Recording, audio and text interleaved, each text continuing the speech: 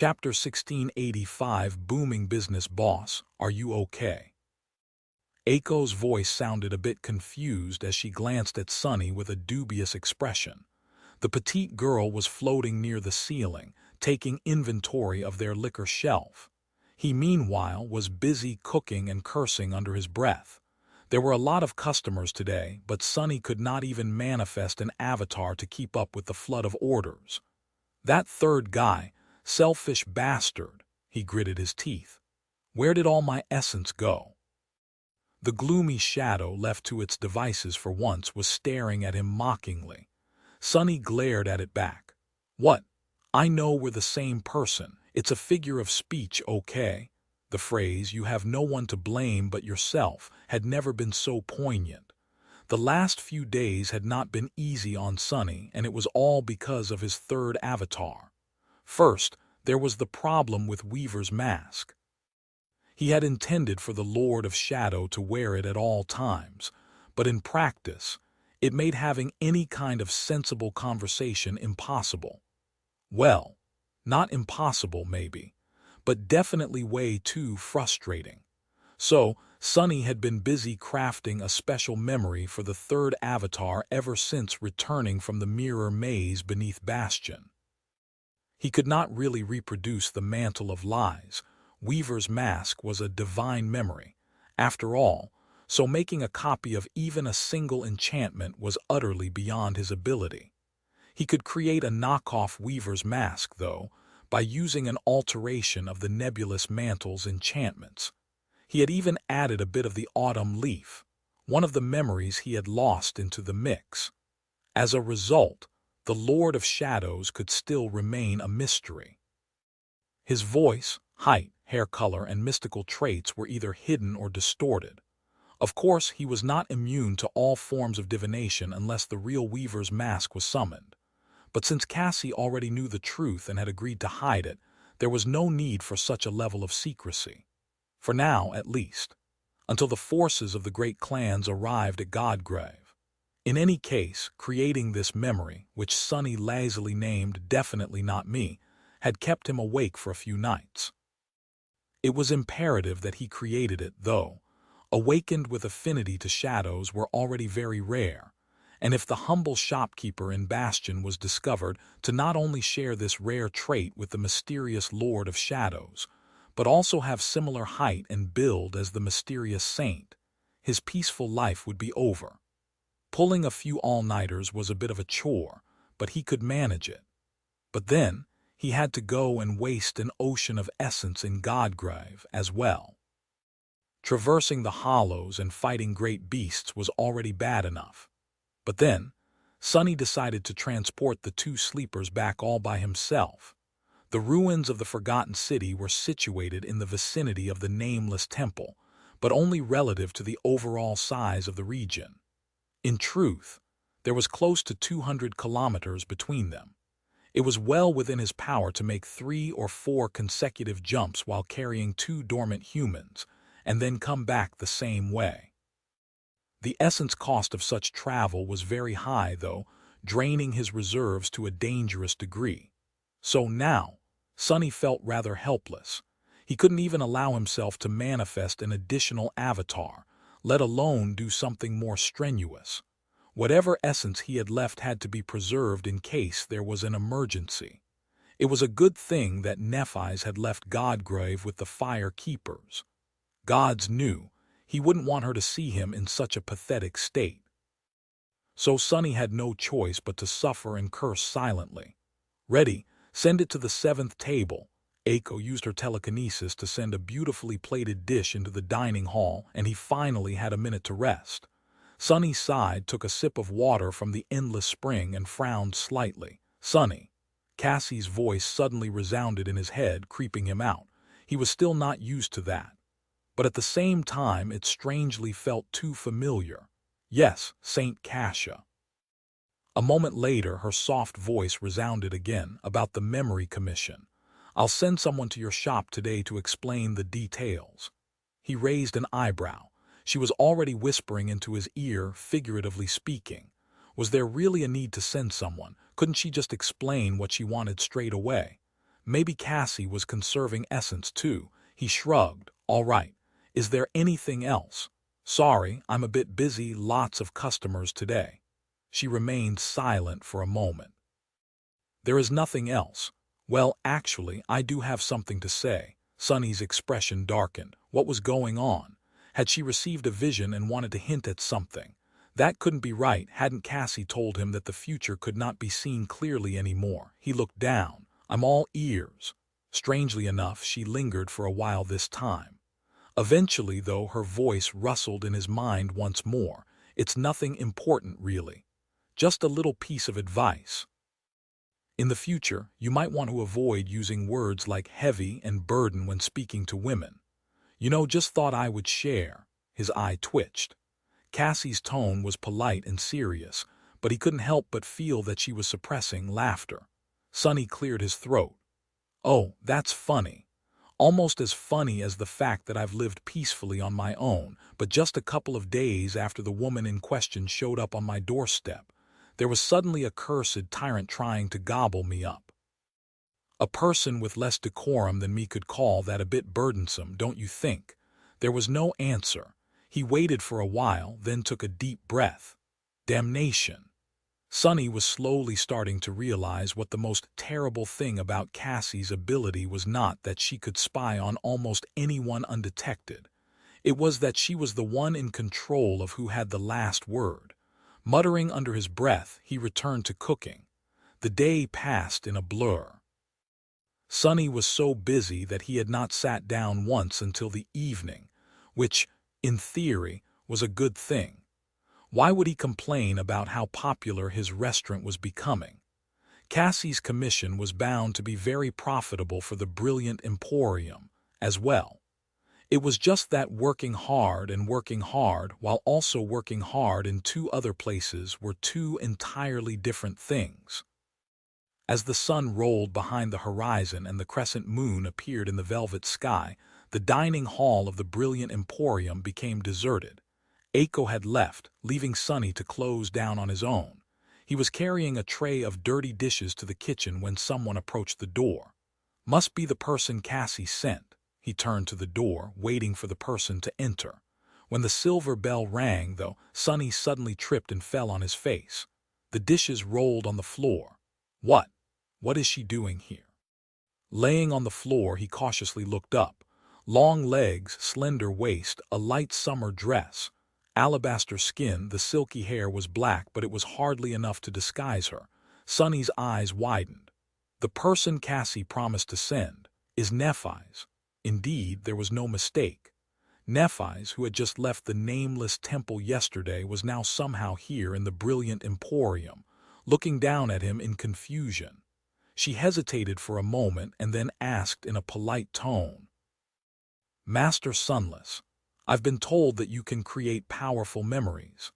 Chapter 16, 86 Acts of Humanity for Nephi's.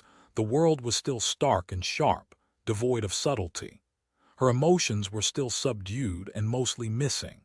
It had not been long since the battle with condemnation, if their desperate escape could even be called a battle, and so she had not recovered from the annihilating pain of burning her soul to ash yet. She had been in Godgrave just yesterday. Back then, they had waited on the steps of the nameless temple for a long time for its master to come and take them back to the waking world. Nephi's could have carried her warriors across the threshold of realms herself, but the tentative agreement with the Lord of Shadows was preventing her from placing a tether in the vicinity of his citadel. In the end, the mysterious saint walked out of the darkness and silently brought the Fire Keepers, the three sleepers, and herself away from the dream realm, one at a time. She suspected that he could carry more than one person across realms. Nephi's herself could carry 7 other saints, or more than 100 mundane people, but Shadow kept his secrets close to his chest, as always. She had been idly curious where his tether in the waking world would be. Saints usually had an established base there, most within the well-guarded walls of their clan's compound. Nephi's herself, as well as the Fire Keepers, operated from the former manor of the Immortal Flame clan. It was a bit of a contentious topic, actually. because the Elders of Valor wanted them to reside within the Great Clan's stronghold in NQSC officially, for safety reasons, but truthfully to control them better. But the relationship between the Fire Keepers and the rest of Valor forces was generally a bit awkward, not the least because of the 6 months the survivors of the Forgotten Shore had spent hiding in the Dream Realm to avoid the fallout of Cassie's conflict with the Great Clan. It had only been resolved after Nephis returned and agreed to become Anvil's adopted daughter. In any case, there were no independent saints, really. Everyone either had a legacy clan supporting them or worked for the government. So, Nephis was understandably curious about where the Lord of Shadows tethered himself in the waking world. Was it a secret compound in NQSC, an unassuming residential building, a stronghold of a minor legacy clan in one of the other quadrants? The remains of an abandoned government facility, perhaps. She had idly imagined all kinds of places, thinking that they might hint to his real background. Curiously enough, though, the tether of the Lord of Shadows was carelessly placed in the middle of an empty street in the outskirts of NQSC. The outskirts were much more desolate now than they had been before, with many people having left for the Dream Realm. There were many abandoned areas like this one, where there was hardly any foot traffic. While unconventional, the placement of the tether seemed to be dictated by nothing except for pure convenience, which had not told her anything at all. Nephis had been the last one to be brought over. The Lord of Shadows did not waste any time on saying goodbyes, nodding at her curtly before dissolving into the darkness. Just like that, her expedition to Godgrave was over. There were a lot of things she had to do after that. Nephis visited the 3 sleepers at the academy to check on them since they had never managed to anchor themselves in the Dream Realm. They would have to request the help of a saint, pass through one of the dream gates, or wait for the next winter solstice to complete their awakening. She would have offered her help, but considering Tamer's allegiance to the Song domain, having her anchor in Bastion was not an option. After that, the Fire Keepers either returned to the Immortal Flame Manor or went straight back to the Ivory Tower. They needed some rest. As for Nephis herself, she made her way to the compound of Clan Valor. Then, it was a whirlwind of briefings and reports, as well as a lot of waiting. Luckily, Cassie was there to help her manage the most tedious parts. It was not until the morning of the next day that Nephis had a chance to rest and recover. She ate a late breakfast, took a long shower and put on some mundane clothes, going through the motions. It was a bit annoying. Everything not having to do with furthering her goal was in her current state. Eventually, she ended up making an appointment with her therapist. Nephis had been assigned a psychological counselor after returning from her second nightmare, and was seeing one periodically to this day. Of course, it was a bit of a farcical affair. She believed that there was some benefit to receiving counseling. Gods knew her mental state was far from untroubled. It had been especially bad after the second nightmare, and would turn cold and emotionless every time she overused her aspect. Nephis was concerned about losing the sight of her humanity, which was the reason she had agreed to therapy. However, it wasn't hard to guess that her assigned therapist was making regular reports about everything she said during their sessions. At first, the reports had gone to the government.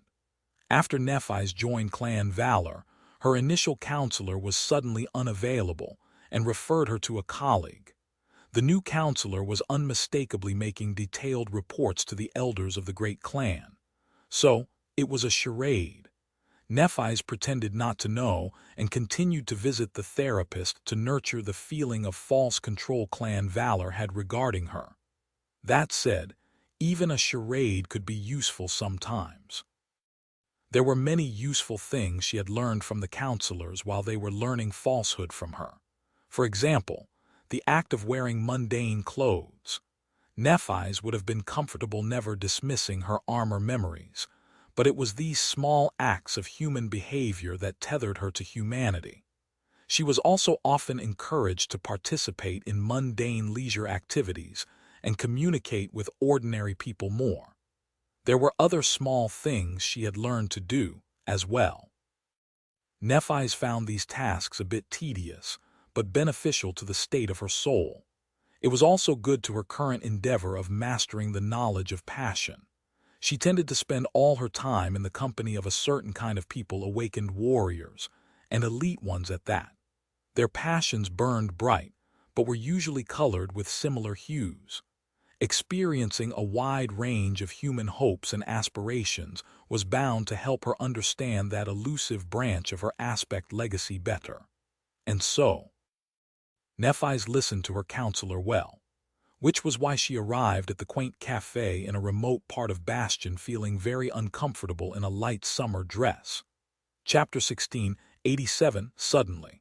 And without warning it was winter in NQSC, but here in Bastion, the weather was warm and mild. Nephi's did not receive a lot of opportunities to take a leisurely stroll around town, but she remembered enjoying the thriving atmosphere of the swiftly developing city during her last outing, which was about a year ago now. The city sprawling around the beautiful lake had changed tremendously since then.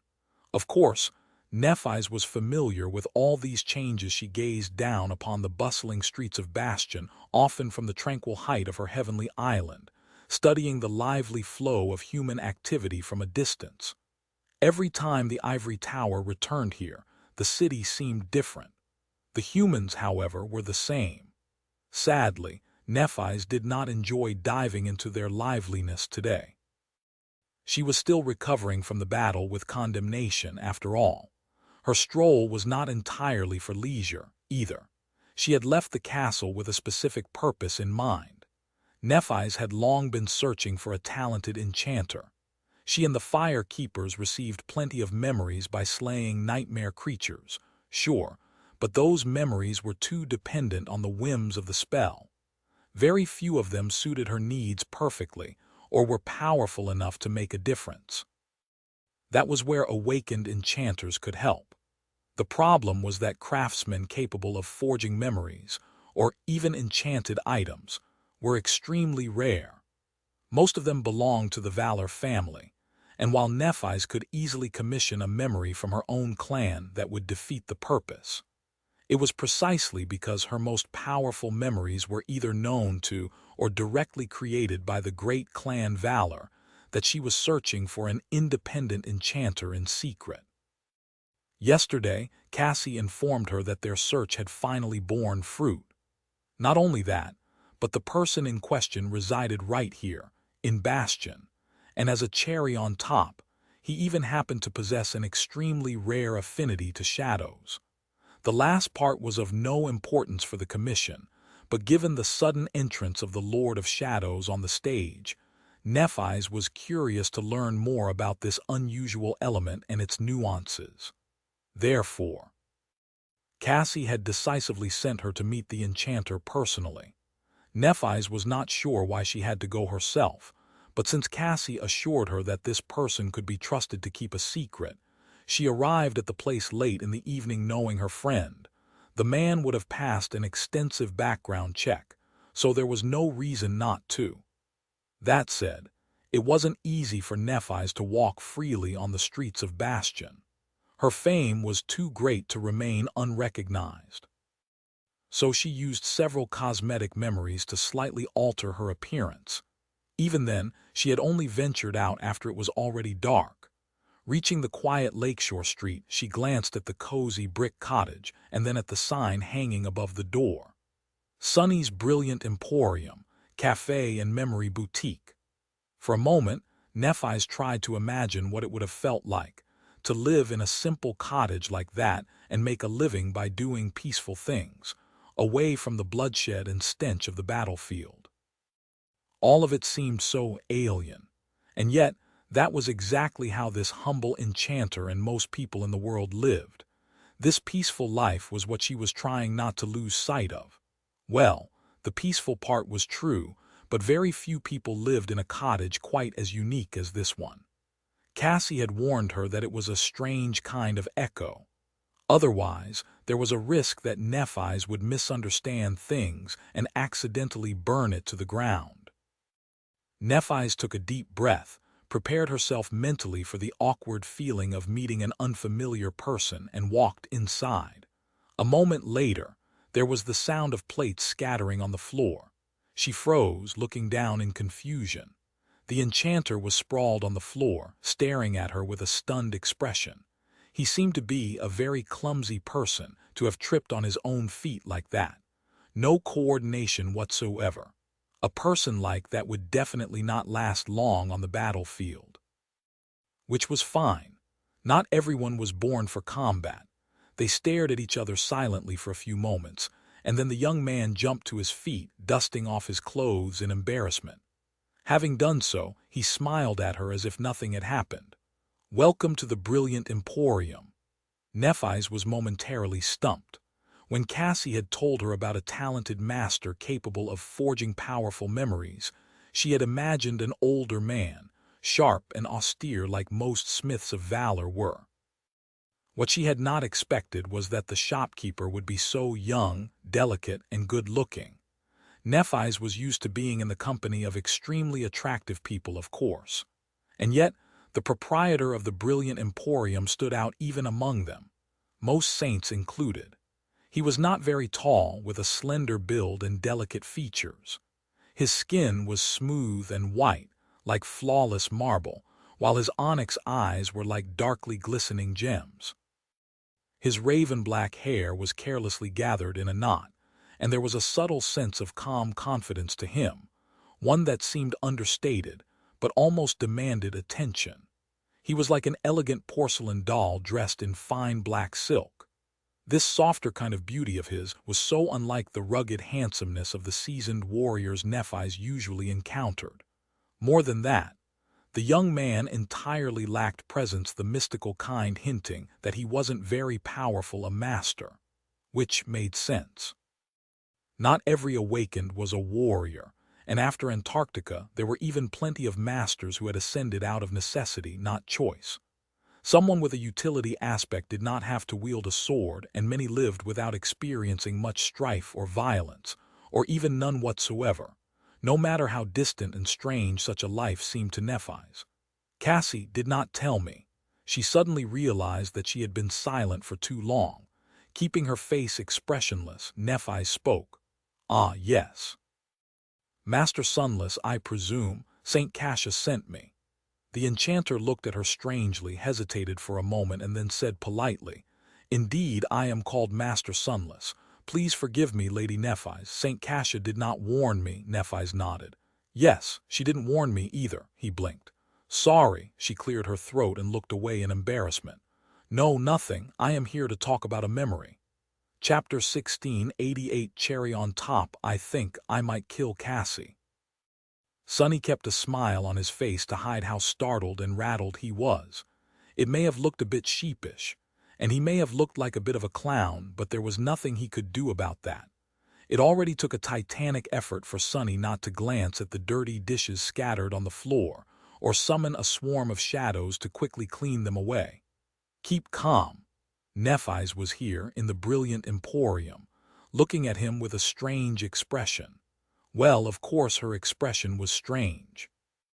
He had just made a fool out of himself right in front of her, and that was technically their first meeting, no less, which started with him planting on his face. Sonny wanted to fall through the floor. Actually, that might be possible. It would not take a lot for the marvelous mimic to swallow him into the basement. Struggling to throw these thoughts out of his head, Sonny asked in as polite of tone as he could manage, given the circumstances. "Indeed, I am called Master Sunless. Please forgive me, Lady Nephi's." St. Cassius did not warn me. Not only was Nephi's here, but she was also wearing a dress. A dress. That should have been categorized as a crime. Her light dress was simple and white, with not much decoration. It covered her shoulders and had a modest neckline, the hem resting somewhat high above her knees.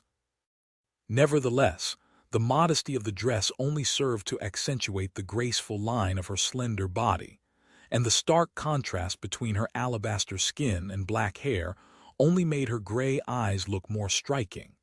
Suddenly, Sunny was thankful that it was already dark outside. Otherwise, Neff's appearance might have caused the brilliant emporium to be besieged by a mob of admirers. And then, he would have had to hold himself back from minting a fresh batch of soul coins. Suddenly, he realized that Nephi's had said something. He had no idea what. Sunny blinked. Sorry, she cleared her throat, then looked away, perhaps in displeasure at his lack of manners and mental faculties. No, nothing. I am here to talk about a memory. Sunny forced out another smile, then gestured to one of the tables. Please take a seat. I will be with you shortly. He pulled out a chair for her, then swiftly picked up the scattered plates and escaped into the kitchen. Before going in, though, Sunny hesitated for a moment. Would you like something to drink? We just received a fresh batch of coffee beans and tea. She shook her head. Water is fine. He nodded and entered the kitchen. A moment later, Sunny leaned against the wall and breathed heavily. What the hell? He had been anticipating meeting Nephi's for a long, long time. So he was mentally prepared to face her, but the one meant to face her was the Lord of Shadows. Not him, the humble and unassuming shopkeeper. There was no reason whatsoever for someone as exalted as Changing Star of the Immortal Flame clan to visit the brilliant emporium, so Sunny had never once imagined that she would. Calm down. Sunny took a deep breath, then quietly checked to see if the nebulous mantle was working. Everything was fine. His presence was hidden, and his facade of a harmless artisan was sufficiently maintained. In fact, this year of living peacefully in Bastion had smoothed out his edges, so this incarnation of his looked somewhat gentle. There was no way someone would associate the innocuous owner of the brilliant emporium with the antisocial, menacing Lord of Shadows. Good. Still, what the hell was Cassie thinking about? Saint Cassia, what the hell? As he poured water from the endless spring into a glass, she answered pleasantly. What do you mean? The glass almost exploded in Sunny's hand. Why is Changing Star here? He could just imagine the blind seer laughing somewhere across the lake in the castle. Why wouldn't she be there? The memory I wanted to commission is for her. She is the best person to explain what she needs. He opened his mouth, then closed it again, not knowing how to answer. What have you told her about me? Cassie's voice resounded in his head, calm and steady. That you can forge powerful memories, can be trusted to keep a secret, and have an affinity to shadows. The last part was a bit problematic, but after thinking about it for a moment, Sunny had to admit that it was for the best that Nephi's had been warned in advance. She would have noticed the nature of his aspect sooner or later. Anyway, it was better to inform her first to prevent her from getting the wrong idea. Or rather, the right idea. In any case, carrying the glass of water back, Sunny somehow found himself also carrying a small plate with a piece of cherry cake on it, as well. He had made the cake this morning to prevent the batch of Beast Farm cherries from going bad, but as to how it ended up on a plate in his hand right now, Sunny's recollection was foggy. He was suddenly full of suspicion. You didn't erase my memories, did you? For the first time in a while, Cassie's voice sounded confused. Huh. He gritted his teeth. Of course she didn't. She wouldn't have been able to in such a short amount of time, not to mention without looking him in the eyes. Never mind. It was already too late to turn back. Returning to the dining hall, he placed the glass of water and the piece of cake in front of Nephi's. She stared at the cake silently, then looked up and glanced at him. Her serious eyes were way too tantalizing. Crap. This whole situation was wrong. Why wasn't she wearing her armor? Had she destroyed her armor again? Is that why she was wearing a dress today? Was the memory she wanted to commission an armor? Then he had to finish the commission as fast as possible. On the other hand, really, it wouldn't hurt to take his time with it, would it? He wouldn't want to make anything less than flawless if it was for Nephi's. Keeping his expression neutral, Sunny sat down across from her and said with a polite smile, You probably haven't heard that our cafe is famous for its desserts. Of course, she hadn't. Because it wasn't. But then again, Nephi's had made him dessert once. so it was only fair for him to return the favor right. Chapter 16, 89 Satisfactory Answer. Nephi's was surprised to see a piece of cake in front of her. The cake was placed on a beautiful porcelain plate and even had a fresh cherry on top. It was not like she had never seen one before, but desserts weren't exactly a mainstay of her diet. Right, it's a cafe as well. She picked up a small silver spoon and tasted the cake, simply to not seem impolite. I wonder if he is really capable of forging a memory that would not lose to those created by valor. Wait. Why is it so tasty? Placing the spoon down, she looked at the handsome shopkeeper and remained silent for a moment. Eventually, Nephi said, "It seems that you have already recognized me, Master Sunless. I'll be straight, then. I need a memory forged, and a potent one at that. Saint Cassia informed me that you are a talented enchanter who is only unknown because you prefer to keep your talents hidden. I can understand why, and it even makes things easier. But are you really good enough to satisfy the needs of someone as powerful as me?" The young enchanter looked at her, a strange expression appearing on his charming face for a moment. Was he, perhaps, stumped by her question and felt insecure about his talent? Creating a memory for one of the most renowned saints in the world was not an easy task, after all. Master Sunless coughed and briefly looked away. Seeing that subtly bashful expression of his made Nephi's understand why this cafe was so famous. Needless to say, it was probably not because of desserts. "Cassie, what the hell?" Cassie's pleasant voice resounded in her head a moment later. "What?" Nephi's kept her expression neutral. "Why is this enchanter you found so? Cassie answered innocently. "So what?" Nephi sighed. "Never mind. It was a silly question anyway. She had just been startled a little." Master Sunless, meanwhile, seemed to find his confidence again and answered with a faint smile. "I can promise that you'll be satisfied, Lady Nephi's." His eye suddenly twitched for some reason. The poor man must have been nervous. Nephi's knew that meeting her had that effect on many people. The enchanter continued in the same pleasant tone. "Let me rephrase that. What I mean to say is that the memories I create are top-notch. That said, can I ask you a question?" Nephi's wanted to answer that he could, but suddenly found herself unable to. That was because at some point in time another bite of the delicious cake found its way into her mouth. She didn't even notice how. It was very strange. "Is my blood sugar low? Yeah, that must be it." Pulling the spoon out of her mouth slowly, she nodded with a deadpan expression. Master Sunless hesitated for a moment. "You are a princess of the great clan Valor. Surely, the renowned forgemasters of your clan have no shortage of powerful memories they've created. Why come to me?" Nephi shrugged, not seeing a reason to hide the truth. "It is precisely because you are not a forgemaster of clan Valor." The young man seemed to have a keen mind. He understood what she meant instantly and leaned back with a hint of amusement gleaming in the depths of his onyx eyes. "I see." Master Sunless remained silent for a few moments, thinking about something. Finally, he asked, "What kind of memory do you wish to commission?" Nephi's answered in an even tone, "A sword." She needed a sword. The one she wielded, Kinslayer, was a beautiful weapon. It was an immensely powerful weapon as well, and one that suited her well. Nephi's had slain numerous nightmare creatures with its sharp edge and had won countless battles while wielding it. But Anvil of Valor had branded the Kinslayer, and so it did not really belong to her anymore. She wasn't foolish enough to try cutting the King of Swords down with one of his own blades.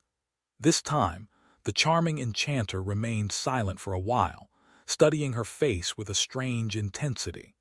Nephi's could feel his desires faintly. They were subdued, as if something was obscuring them, but she discerned a volatile mixture of hopes smoldering beautifully somewhere deep in his soul. It reminded her of the King of Swords, a little maybe because both of them were spellsmiths. It vaguely reminded her of someone else as well. In any case, Master Sunless seemed to be sincere enough and held no malice toward her. On the contrary, he appeared to have been inspired by her, a little bit too much. Inwardly, Nephi's was surprised. Is he smitten by me? She couldn't be sure, but something like that would not be an unfamiliar situation. Being a saint meant having a strong effect on people, and it was especially true for her. That said, at least Master Sunless had enough decorum and composure to hide his feelings. They didn't seem to be of the distasteful kind either, although there was such an element as well. Of course there was. He's a healthy man after all. Accustomed to such things, Nephi's did not hold it against him. In fact, she might have felt a tiny bit pleased with that reaction. It seems my soul is recovering faster this time. Feeling anything was already a good sign. Eventually, Master Sunless spoke. If that is the case, then there are 3 ways for me to make a sword for you, Lady Nephi's. She tilted her head slightly. Oh, he nodded. The first way is the most straightforward. I can take an already existing memory and alter it to fit your needs. That method is the easiest but also the most limited. Nephi's raised an eyebrow. Cassie had not told her that Master Sunless was proficient enough to alter memories granted to Awakened by the spell, not just create his own.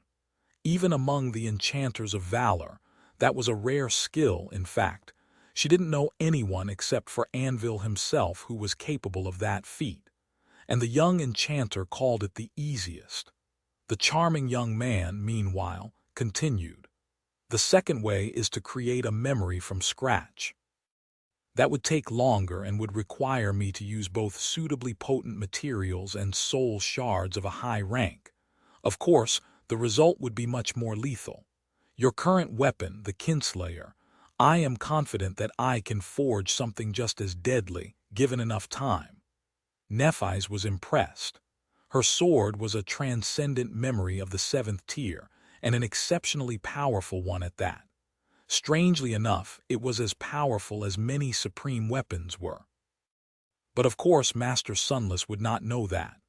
While the name of her sword and its rank were well known, very few people had detailed information about it. It was more or less a military secret. Still, it was quite remarkable for an Ascended to be confident in creating a top-tier transcendent weapon. It seemed that he was supremely competent in his craft. Being one herself, Nephi's liked competent people. What is the third way? He smiled softly. The third way is the longest and the hardest as well. It would require a lot of effort from both of us, actually, not just from me. We will also have to spend a lot of time together, but if I succeed, the resulting memory will be truly powerful. Nephi's took a sip of cold water, suddenly feeling invigorated. She lingered for a moment, then asked evenly, "How powerful exactly?" Master Sunless looked at her seriously, his smile dimming. After a short pause, he said with a hint of sober ambition in his pleasantly melodious voice, "Powerful enough to kill a god, I'd say." Chapter 1690.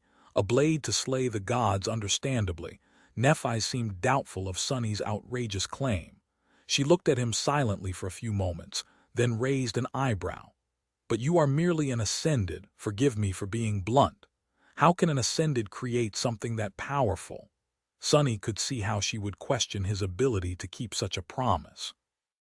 However, he meant what he had said, because he had been thinking of a way to achieve something like that for a long, long time.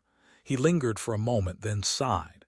"It's easier than you think, not that any random Ascended would be able to, of course, but my way of creating memories is rather unique, so I can do more than most. It would be easier for me to show you. Would you mind following me?" Nephi's did not move, looking at him intently. "I don't mind following, Master Sunless, but not yet." He frowned a little. "Not yet," she nodded slowly, her face still and motionless. Her voice sounded even. "Yes. Nephi's paused for a moment, then added stoically, "Haven't finished my cake yet." Sunny thought that he had heard her wrong. "What?" He blinked. But Nephi's ignored his confused stare, picked up her spoon elegantly, and turned her attention to the piece of cherry cake. She ate it unhurriedly, maintaining a composed expression. He couldn't tell if she enjoyed the taste or was simply reluctant to waste food. A couple of minutes later, Nephi's put her spoon down, wiped her lips with a napkin, and nodded courteously. "Thank you. How much do I owe you?" Sonny slowly shook his head. No, it's on the house." What was going on in that head of hers? They had been talking about killing gods and then paused for cake. Not that Sonny was complaining. In fact, he would have enjoyed watching her eat an entire cake instead of just a small piece if she wanted to. 10 cakes, even, although that would be a bit costly. "Shall we go, then?" He stood up and guided her to the basement of the marvelous mimic. Unlike the day he had led Tell of White Feather to retrieve the belated apology, though, Sonny headed for the back of the boutique. Nephi's followed him, looking around with a hint of curiosity. He explained helpfully, "This is the memory boutique part of the brilliant emporium. As you might know, I don't advertise my ability to craft memories, so most of the customers think of me as a merchant with a wide network of connections. They peruse our inventory here or commission us to search for a memory that fits a set of custom parameters." Nephi's nodded. "The interior is very tasteful. It suits you well." "Huh." Sonny was not sure what she meant, but smiled in appreciation. "Thank you." Most customers only ever see the boutique, but it's actually just the front side of the business. My workshop is beyond that door over there, and beyond this door is where I keep valuable materials. As Sonny was opening the door, Nephi's asked in her usual even tone, "Can I ask why you are so reluctant to reveal your talent, Master Sunless?" He lingered for a moment. "You certainly can. There are many reasons, but mainly, I just don't like the great clans." "Please don't take offense, Lady Nephi's," she smiled faintly. "I won't." Sonny led her into the material storage, which was a vast hall drowning in darkness with only a few lanterns illuminating its expanse. The lanterns were there for Aiko, who sometimes assisted him in crafting. Nephi's paused at the entrance. The material storage was very different from the refined shopfront. The atmosphere here was cold and ominous, sinister even. That was because it was full of monstrous remains, most of them belonging to truly harrowing nightmare creatures. There were grotesque bones, hollowed-out carapaces of vile abominations, and odd artifacts of all kinds. The remains of the winter beast were here. Shards of frozen shadows were here, too, among other trophies Sonny had collected in the past 4 years. He walked to the middle of the vast underground storage and turned to Nephi's, pointing around. "A powerful memory has to be crafted from potent materials, otherwise it won't survive the burden of its own enchantments. The remains of nightmare creatures are the most easily accessible source of such materials, albeit not the only source." Nephi's looked around with subdued interest. "Have you chanced upon the remains of an unholy abomination, then? Is that what gives you the confidence to claim that you can forge a god-slaying sword?" Sonny smiled and shook his head. "No. Actually, what I wanted to show you is not the materials, but rather the storage itself. Have you noticed how large it is?" Nephi's nodded slowly, prompting Sonny to smile. "Saint Cassia must have informed you that my shop is actually an ascended devil. In fact, the volume of its interior seems a bit too vast, doesn't it?" She lingered for a bit, then shrugged. "It is hard to say without knowing what creature you killed to receive this echo. But yes, I would have expected it to be much smaller. Dimensional storage memories of the ascended rank are usually much more modest." Sonny pointed at himself. "But you see, this dimensional storage is a bit unique, because its volume does not depend on the creature's rank and class, but rather on the potency of the creature's master's soul, which in this case would be my soul." Nephi's remained silent for a moment. "It seems that you have an unusually potent soul, then." He chuckled, causing a small smile to appear on her lips. "Thank you for the compliment. That is not the point, though." She frowned, then suddenly pierced him with an intense gaze. "Do you mean to say?" Sonny nodded. "Indeed, it is not impossible for me to create a memory that is bound to its wielder's soul and is thus as powerful as the wielder is. You strike me as someone who will continue to grow stronger, Lady Nephi's. So it is not impossible for your sword to become sharp enough to slay a god one day. Sunny was being a little dishonest. But only a little. In truth, his ambition was not to replicate the enchantments of the covetous coffer. What he was after, and had been trying to achieve for a while now, was to replicate the bound trait of the onyx mantle, which was responsible for that attribute of his being as potent as his soul was. The reason for that was the shift in his perception of power and his views of memories after becoming transcendent.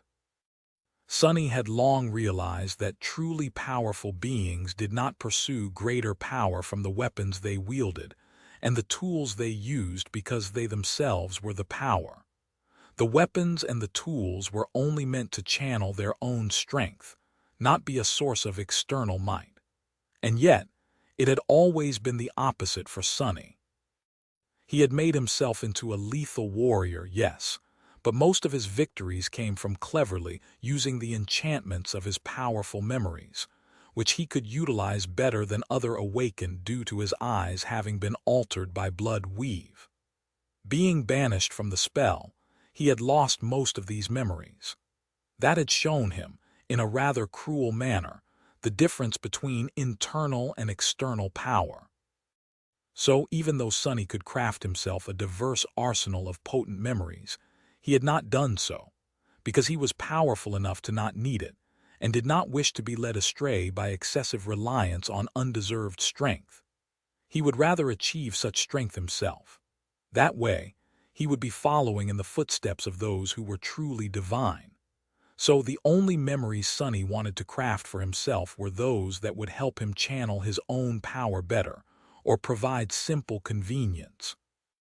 He also wanted these memories to be able to keep up with his progress. Therefore, he had to master the bound enchantment.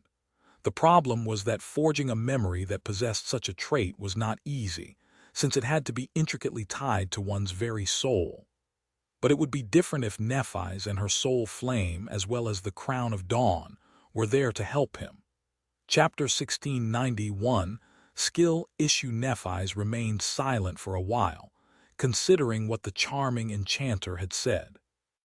A weapon that was as powerful as its wielder was. Slowly, white sparks ignited in the depths of her eyes. A growing memory. They did exist, but were exceedingly rare. Most of the ones she heard of had not even been received from slaying nightmare creatures, but were instead aspect legacy relics. Having a sword that would allow her to fully express the power of her aspect was already exciting enough. But if that sword could also reflect her power as a transcendent titan and one who had inherited the lineage of sun god as well, such a blade would indeed be worthy of slaying gods, as long as Nephi's was worthy. She glanced at Master Sunless, who remained calm and composed. Was he really capable of forging such a memory? Suddenly, the young man seemed to possess a different kind of allure in her eyes. He's precious. A precious resource, I mean. Cassie has really outdone herself this time. If what he had said was true, Nephi's hesitated for a moment. Can you really do it? Master Sunless gave her an electric smile. I haven't done it before, but I am confident that it can be achieved. It might be that nobody else is capable, but I am. She raised an eyebrow, finding it hard to distrust his confidence. Not just because it was hard to imagine someone who looked like him being dishonest, but also because she could vaguely sense his passion. Nephi's had no doubt that Master Sunless was an inspired artisan. She was familiar with artistic ambition, and his was of the kind that could produce miracles. Of course, he could simply be delusional, but Cassie would not have sent her here if there was any doubt about his ability. How had Valor failed to scout this talent? She looked away, studying the abominable remains surrounding them. It was quite a collection. Since the charming young man did not seem like much of a fighter, he must have procured these material with soul shards and coin. That alone spoke volumes of his dedication. Nephi sighed. How are you so different from all the other enchanters? He smiled. It is simple, really. Have you read the exploration report of the tomb of Ariel? Master Sunless suddenly fell silent and then paled a little, in quite an endearing way. "Oh, I am deeply sorry, Lady Nephi's. I said something stupid." "You were there yourself." He shifted from one foot to another, trying to hide his embarrassment. "In any case, you must be familiar with the cult of the nightmare spell mentioned in the report. There used to be sorcerers of a very special kind among those cultists, called weavers." Nephi's nodded. "Indeed, so." The young enchanter hesitated for a moment. "Every person creating memories today is capable of doing so because of their aspect. In truth, they aren't the ones who are making the memories.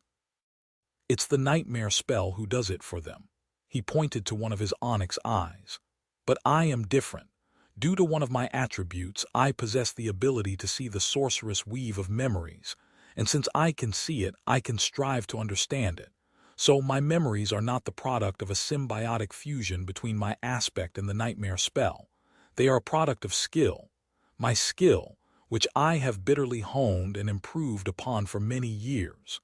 Nephi's listened to his words intently. What she heard was rather wondrous. It was a good reminder to never underestimate people. This humble young man did not seem outstanding when compared to thousands of other masters and the exalted saints. He lived his life quietly, away from the spotlight and lacking fame. And yet, he too was a singular existence. In his unique craft, there was no one more accomplished. There were an infinite number of attributes, aspects, and memories out there. Anyone could be a wonder in their own way and be capable of things that everyone else would think impossible. Nephi's made a decision. I'll trust in his skill. There was no downside to trusting the charming enchanter anyway. Even if he failed, Nephi's would simply be back to where she had started, lacking a weapon to face the sovereigns, but having no other choice. She suddenly found herself responding to his slight smile with one of her own. "In that case, I commend your ingenuity and persistence, Master Sunless." Nephi's lingered for a moment, then asked, "You mentioned that creating such a sword would require a lot of effort from both of us, and that we would have to spend a long time together. What did you mean?" He sighed, then gestured for her to leave the ominous storage room.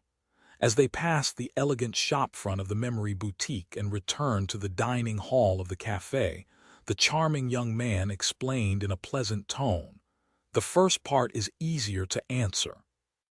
In short, I will need your assistance at certain stages of forging. It is no secret that your flames are born from the soul, Lady Nephi's, so I'm inclined to believe that they are most suitable for forging a soul-bound weapon." He remained silent for a moment, then continued hesitantly, "The second part is more sensitive. Usually, I don't have much problem selecting suitable enchantments for the memories I create, but this one will be rather special, and so, it must fit you and your powers perfectly. Such a fit won't be possible unless I have a deep understanding of your powers and how you conduct yourself in battle. It would be very helpful for me to observe your swordsmanship and your aspect closely and not just in a sparring ring." Nephi's gave him a curious look. "Are you very knowledgeable about swordsmanship, Master Sunless?" The charming young man smiled.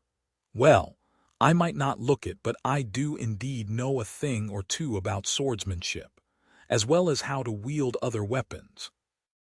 After all, if one wants to forge a weapon, they have to know how to wield one, don't they?" He paused for a moment, looked around, and then said with a hint of badly hidden pride in his voice, "Actually, I don't want to brag, but I once placed very high in the Dreamscape tournament." Nephi's blinked. The Dreamscape tournament, that illusory game. Suddenly, she felt a very unfamiliar emotion rise in her cold and scorched heart.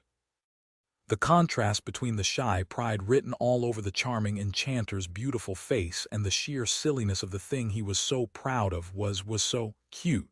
Nephi's had to look away. "Ah, I see, how remarkable. Well, in that case, we can arrange something." With that, she took a deep breath and headed for the door. "It's getting late and I need to return to the castle. We will be in touch. Oh, and thank you for the cake, Master Sunless. It was delicious." He seemed a little startled. "It was, all right. I'll be waiting then. Good night, Lady Nephi's." The silver bell rang melodiously as she left. Walking outside, Nephi's felt the cool wind caress her cheeks. She kept her expression neutral as she headed toward the ferry to the castle. "Well, what do you think?" Cassie's voice resounded in her head a moment later. Nephi's contemplated for a few moments. "I like what I saw. Even if he fails to forge a worthy sword for me, we should work on recruiting him as a memory master for the Fire Keepers." Cassie remained silent for a bit. "You liked what you saw, huh?" Nephi's did not deign to reply. Why was Cassie acting so mischievously these days? Well, actually, she was glad to see her friend coming back to a semblance of normalcy. Although very few people noticed, Cassie had not been doing well for the last few years. It was a good sign if she was in the mood to joke around. Nephi's felt relived. Just as she thought that, though, her friend suddenly spoke again. "But Nephi, I have a little piece of advice. You know, just something to think about. The next time you meet a young man and like what you see, maybe don't start the conversation by demanding to know if he can satisfy your needs. You might give him the wrong idea." Nephi's frowned. What is she talking about? Satisfy my... She thought back to her conversation with Master Sunless and froze. Suddenly, the wind did not feel so cool anymore. Blushing deeply, Nephi's covered her face and walked away. Her steps might have been a little hurried. Chapter 1692, Return Customer Back in the Brilliant Emporium. Sonny was standing motionlessly in the middle of the dining hall. His face was frozen. The streets of Bastion had long turned dark, and he was enveloped by a peaceful silence. Some time later he looked down and stared at the gloomy shadow. "I did not imagine the whole thing, did I?" The shadow stared at him back and shrugged. Nevertheless, it seemed strangely elated. "Maybe." No, Nephi's had definitely been here just now. Her plate was still on the table, and her glass was still mostly full of water. Not only had she been here, but Sonny was now apparently making a soulbound sword for her. Slowly, his face paled. What did I do? It all seemed perfectly reasonable and cunning in the moment. Not only would he be able to fulfill his ambition of replicating the bound enchantment with Neph's help, but she would also reveal the secrets of her transcendent battle art to him, completely of her own volition. Not to mention the hefty sum he would earn for the commission. But now Sonny was panicking. Why did he insist on spending lots of time with her? That was the exact opposite of what the humble shopkeeper was supposed to do. His only task was to stay as far away from Nephi's as possible and live a tranquil, peaceful life. And now, in the span of just a few days, Sonny ended up being entangled with Nephi's and Cassie both. Somehow. This wasn't a part of the plan. But it was also not that bad. Despite how contrary to his plans the current situation was, Sonny found himself smiling. In fact, despite his panic, he was just as elated as the gloomy shadow. Too much so, even, to the point that his second avatar was currently humming a happy melody in Ravenheart, which made Rain stare at him weirdly. Sonny abruptly stopped humming. Crap! He had done it now. The next day, Sonny informed somewhat sleepy Aiko that Changing Star had visited the shop late in the evening to commission a memory. The petite girl just stared at him for a moment and then asked, her voice gruff, "Oh yeah, who else came in? Was it Santa Claus?" Hearing the unfamiliar name, Sonny frowned. "Saint Claus, who is that? Is there a new transcendent in the sword domain?" Aiko just shook her head and looked away. "Never mind. So you're telling me that both Cassie and Changing Star herself have visited the Brilliant Emporium, but both waited until I was gone to spend some time with you alone. Am I getting this correctly?" Sonny blinked a couple of times. "I mean, that is a strange way of putting it, but yes, that is basically it," she nodded. "Sure, why not? I shouldn't be surprised, really." By that point, Sonny was starting to get offended. "What's the matter? I thought you would be happy. We'll get a pile of soul shards soon." Aiko yawned. "Yeah, that's great. Don't forget to give me a fat bonus then."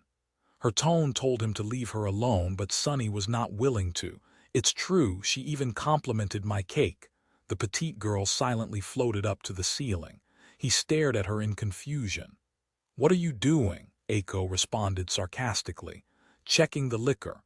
I just made an inventory yesterday, so don't think I'll fail to find out how much you guzzled after I left." Sonny threw his arms up. "Is this how you talk to your boss?" she scoffed. "I apologize. Don't think I'll fail to find out how much you guzzled after I left, boss." Shaking his head, he mumbled a few curses and went about getting ready for the morning customers. A few days passed in idle tranquility. There was not much happening in the brilliant emporium, so Sonny simply waited to be contacted by the fire keepers. Funnily enough, the Lord of Shadows was in the same situation. The elders of Clan Valor were taking their sweet time discussing how to negotiate with him, so he had nothing better to do than wait. Only the Avatar in Ravenheart was busy, since he and Rain were in the initial stages of planning a hunt for the awakened abomination. A few more days passed, and then Sonny was distracted by the sound of plates rolling in the dining hall. Looking up from the stove, he wiped his hands and went to check what had happened. When he left the kitchen, what met him was the sight of Aiko having planted face first into the floor. There was a new customer standing at the entrance, sunlight pouring over her shoulders and illuminating her slender figure. The customers were staring at her in silent awe. Nephi's, meanwhile, looked down with a hint of bewilderment in her eyes. "Aiko, are you all right?" She was wearing civilian clothes once again, this time having replaced the criminal summer dress with fashionable white trousers and a fitted black blouse. The petite girl mumbled a stifled curse and slowly picked herself off the floor. "Ah, yes. I'm perfectly fine, Lady Nephi's. What brings you here?" Sonny had the same question. He had expected for Cassie to summon him telepathically, or maybe one of the fire keepers arrived to hand him an invitation. The fact that Nephi's arrived personally was rather strange. Did she have a lot of free time? As a matter of fact, she probably did, waiting for the elders of Clan Valor to make a decision. The same way the Lord of Shadows was waiting, but that still did not explain why she had come to the brilliant emporium. Secretly stumped, Sonny walked over and made sure that Nephi's could not see and gave Aiko a smug look. Then he turned away with a pleasant expression. "Welcome, welcome. I didn't expect you to visit our establishment again so soon, my lady." Nephi's remained silent for a few moments, then said neutrally, "I'm here to continue the discussion we started last time." "Oh," and her expression remained stoic. "I'm a bit parched. Would you mind serving me some tea? And something to go along with it. Cake will do fine." Sonny's smile wavered for a moment. He sighed. "I'm afraid we don't have cake at the moment, but—" His chin rose a little. "I've been told that my waffles are to die for. Please have a seat. I'll be with you shortly." Chapter 1693, Convincing Lie. Very soon, Sonny personally delivered a portion of his nearly immaculate waffles to Nephi's, complete with a scoop of vanilla ice cream and some freshly cut strawberries. "I think I've outdone myself this time, if I do say so myself." He was in a great mood. Sonny wasn't sure what had come over him, but he was especially inspired today while making the waffles. It almost felt like he was on the verge of breaking through the bottleneck of his culinary skill. Perhaps the missing ingredient was not the waffles themselves, but the customer for whom he was making them. Contemplating these profound issues, he sat across from Nephi's and smiled. She wasn't wearing that clumsy disguise of hers today, so he could enjoy the sight of her lustrous silver locks. The few customers present in the dining hall were frozen in stunned awe, the name-changing star ready to fall from their lips. Sunlight seemed especially radiant in her presence, bathing the brilliant emporium in a warm glow. Sonny felt his heartbeat quickening. Nephi spared him a short glance, then looked away to take a sip of tea. Finally, she picked up the fork and took a small bite of the waffle with an aloof expression. "She won't even look at me." Well, makes sense. Why would she? Unlike Sonny, who couldn't help stealing glances at Nephi's, she was probably preoccupied with different thoughts. He sighed. "I can't help but notice that you are not hiding your identity anymore, Lady Nephi's. I was under the assumption that you wanted to keep the commission secret, though. What changed? She put the fork down, gave the waffles a strange stare, and then finally faced him. I still do. However, plans had to change due to our last conversation. Considering that we will have to spend a lot of time together, trying to hide our connection from Valor is not an option. They'll discover a new person in my immediate circle sooner than later. So, we will have to resort to a bit of misdirection instead. A subtle smile touched her lips. Congratulations, Master Sunless. You are now the official memory purveyor of the Fire Keepers, an independent specialist we've hired to handle sales and acquisitions of sorceress equipment. Of course, you will receive a generous commission for every deal you facilitate, which will pay for the actual commission. As Sunny froze, unable to speak, she studied his face for a few moments and then returned to the waffles with a small but seemingly pleased smile. God damn, we've struck it rich, Aiko. Signing an official contract with the Fire Keepers was not much different from receiving a government tender. The memory boutique side of the brilliant emporium was about to explode in revenue. All of that simply to bury the exchange of soul shards for the actual work Sunny was being hired to do. Very crafty. It was Cassie who had come up with that scheme without a doubt. However, something still did not make sense. He frowned slightly. That is great news, and I am definitely delighted to hear it. But my lady, even so, isn't it a little bit too strange for you to deliver the news personally? Surely, sending one of your subordinates would have been much more in line with such an arrangement. Nephis was an exalted existence even among saints. She would have never had to deal with something as mundane as hiring a procurement specialist personally. So, there was an obvious contradiction between her intention to create a cover for him and her actions, which only served to blow it. She remained silent for a while, savoring her tea and dessert or pretending to savor them, most likely.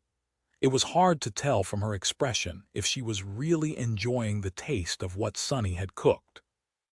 Which, honestly speaking, was a little heartbreaking, but that was how Nephis was. She had never really had a sweet tooth. Still, her acting skills must have improved tremendously in the past 4 years. Her pretense of being engrossed in his waffles was incredibly convincing. Sunny wasn't sure that he could have put on such a performance himself. Eventually, she put the fork down with a masterfully acted-out hint of reluctance. Huh. Oh, you are correct, but that would not have solved the problem. You and I are going to be seen together often after all, and there needs to be an explanation. So I am here to sow the seeds of that explanation. The memory purveyor position is an intentionally flimsy misdirection. No one would really buy it, considering the circumstances. Nephis paused for a moment. So, there will be a deeper layer of deception hidden beneath it. Sunny smiled. A double misdirection. She smiled faintly in response and nodded. Once someone becomes suspicious of your official position and digs deeper, they'll discover the prepared explanation and come to a false conclusion, thinking that they've discovered the truth, not knowing that what they've discovered is actually another, more convincing lie. Definitely Cassie's idea. Sunny tilted his head a little. And that more convincing lie is, Nephis shifted a little. Well, I mean no offense, Master Sunless, but nothing about your background suggests that you are worthy of my attention. However, how do I say this? You must have looked in the mirror. What do you think people will assume when they see me keeping someone like that by my side? He blinked a couple of times, confused. Actually, I avoid mirrors. I'm sorry, Lady Nephis, but I don't quite understand what you mean. Strangely enough, Nephis seemed stumped. She remained silent for a while, then took a sip of tea. Then she cleared her throat. What I mean to say is that people will assume that I am infatuated with you. That I've arranged for you to have a position with the Fire Keepers because you are my paramour. So I am here today to plant the seeds of that impression, Master Sunless. A paramour. Sunny froze. He was suddenly happy that he had not brought himself a cup of tea as well, because he would have definitely spat it all out at that moment. The implications of what Nephi's had said slowly seeped into his mind. It wasn't that outrageous. On the contrary, it was an ingenious lie that would perfectly explain why the two of them were spending time together. People loved nothing more than salacious rumors, after all. But still, what she's trying to say is that my cover will be that I'm her boy toy. Sonny was mortified, but also intrigued, but also mortified. The mix of emotions must have been apparent on his face because Nephi suddenly picked up her cup, looked away, and said evenly, "It is just for the sake of deception, of course. I'll understand if you're uncomfortable with this arrangement." Sonny slowly shook his head and forced out a pale smile. I'm not uncomfortable." She looked at him with a hint of concern. "Are you sure? Come to think of it, I didn't even ask if you have a partner. I wouldn't want for your girlfriend to misunderstand." Sonny's smile grew brittle. "I am sure, and there's no one like that. This arrangement works for me. I think it's a splendid idea, very deceptive." Internally, though, he was imploding. Saint Cassia, care to explain yourself? Chapter 1694. Facing the consequences, Cassie did not answer. Perhaps she wasn't in the mood to waste essence to hijack his senses, or perhaps she simply did not want to. In any case, after that bombshell of a revelation, Sonny sat quietly and stared into the distance for a while. He was trying to understand how he had ended up in this situation. It was all his fault, of course. Really, Sonny had no one but himself to blame.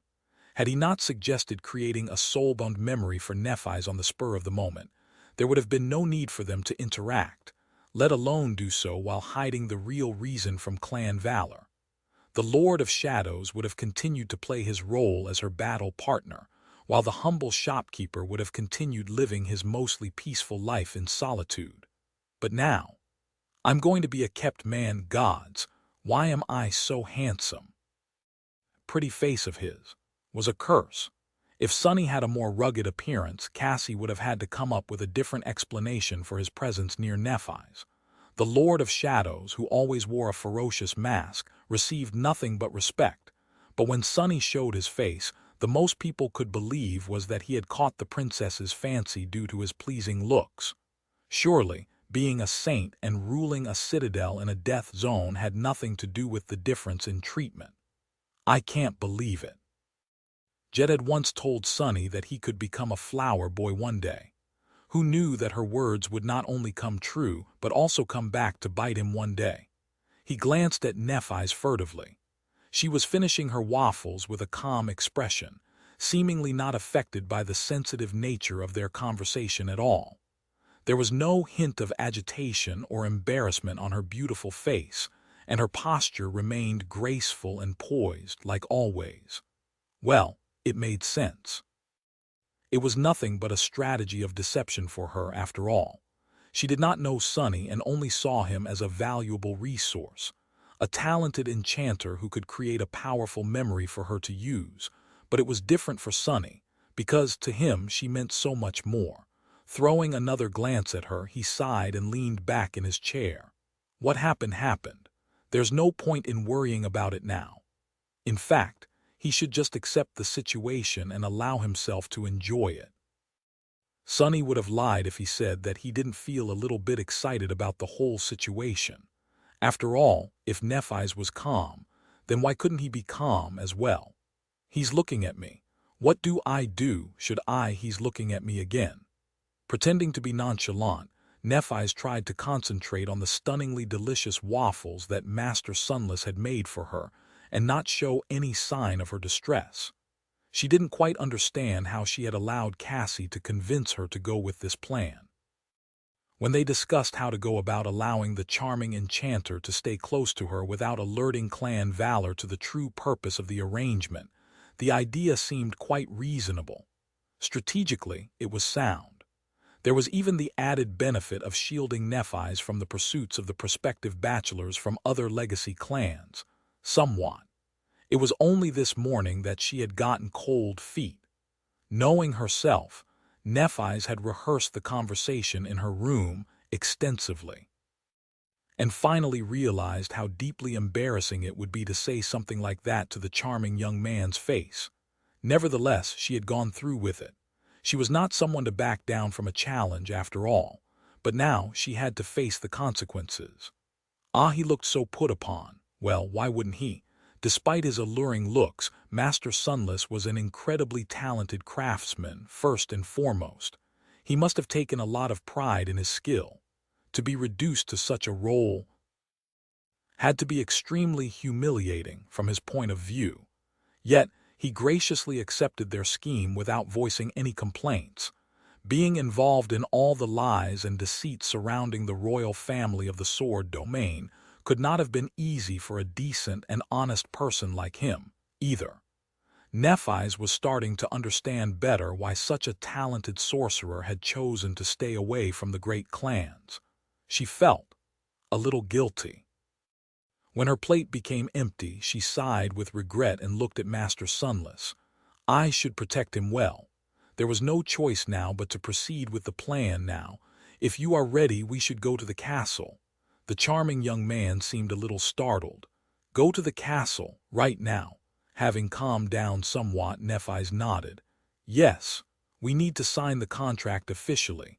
Apart from that, the more people see us together, the better.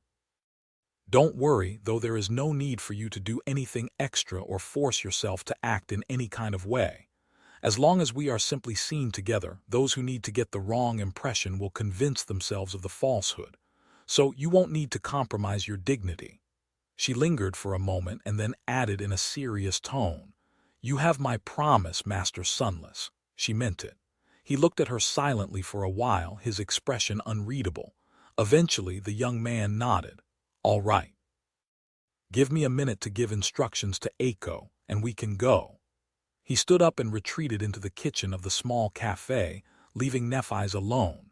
She was using a memory to make it impossible for anyone to eavesdrop on their conversation, but people could still stare. So she couldn't allow herself to show any sign of losing composure, even though all Nephi's wanted to do was slump in her chair and bury her face in her hands, and maybe order another serving of those delicious waffles. Cassie. Her friend's voice resounded in her head a moment later, composed and calming. Yes. Nephi's lingered for a few moments. Prepare the contract. There was a little pause, and then Cassie replied neutrally, Already done. Nephi's was a little surprised. She hesitated for a bit, then asked mentally, You already did it. But what if he refused? Her friend chuckled.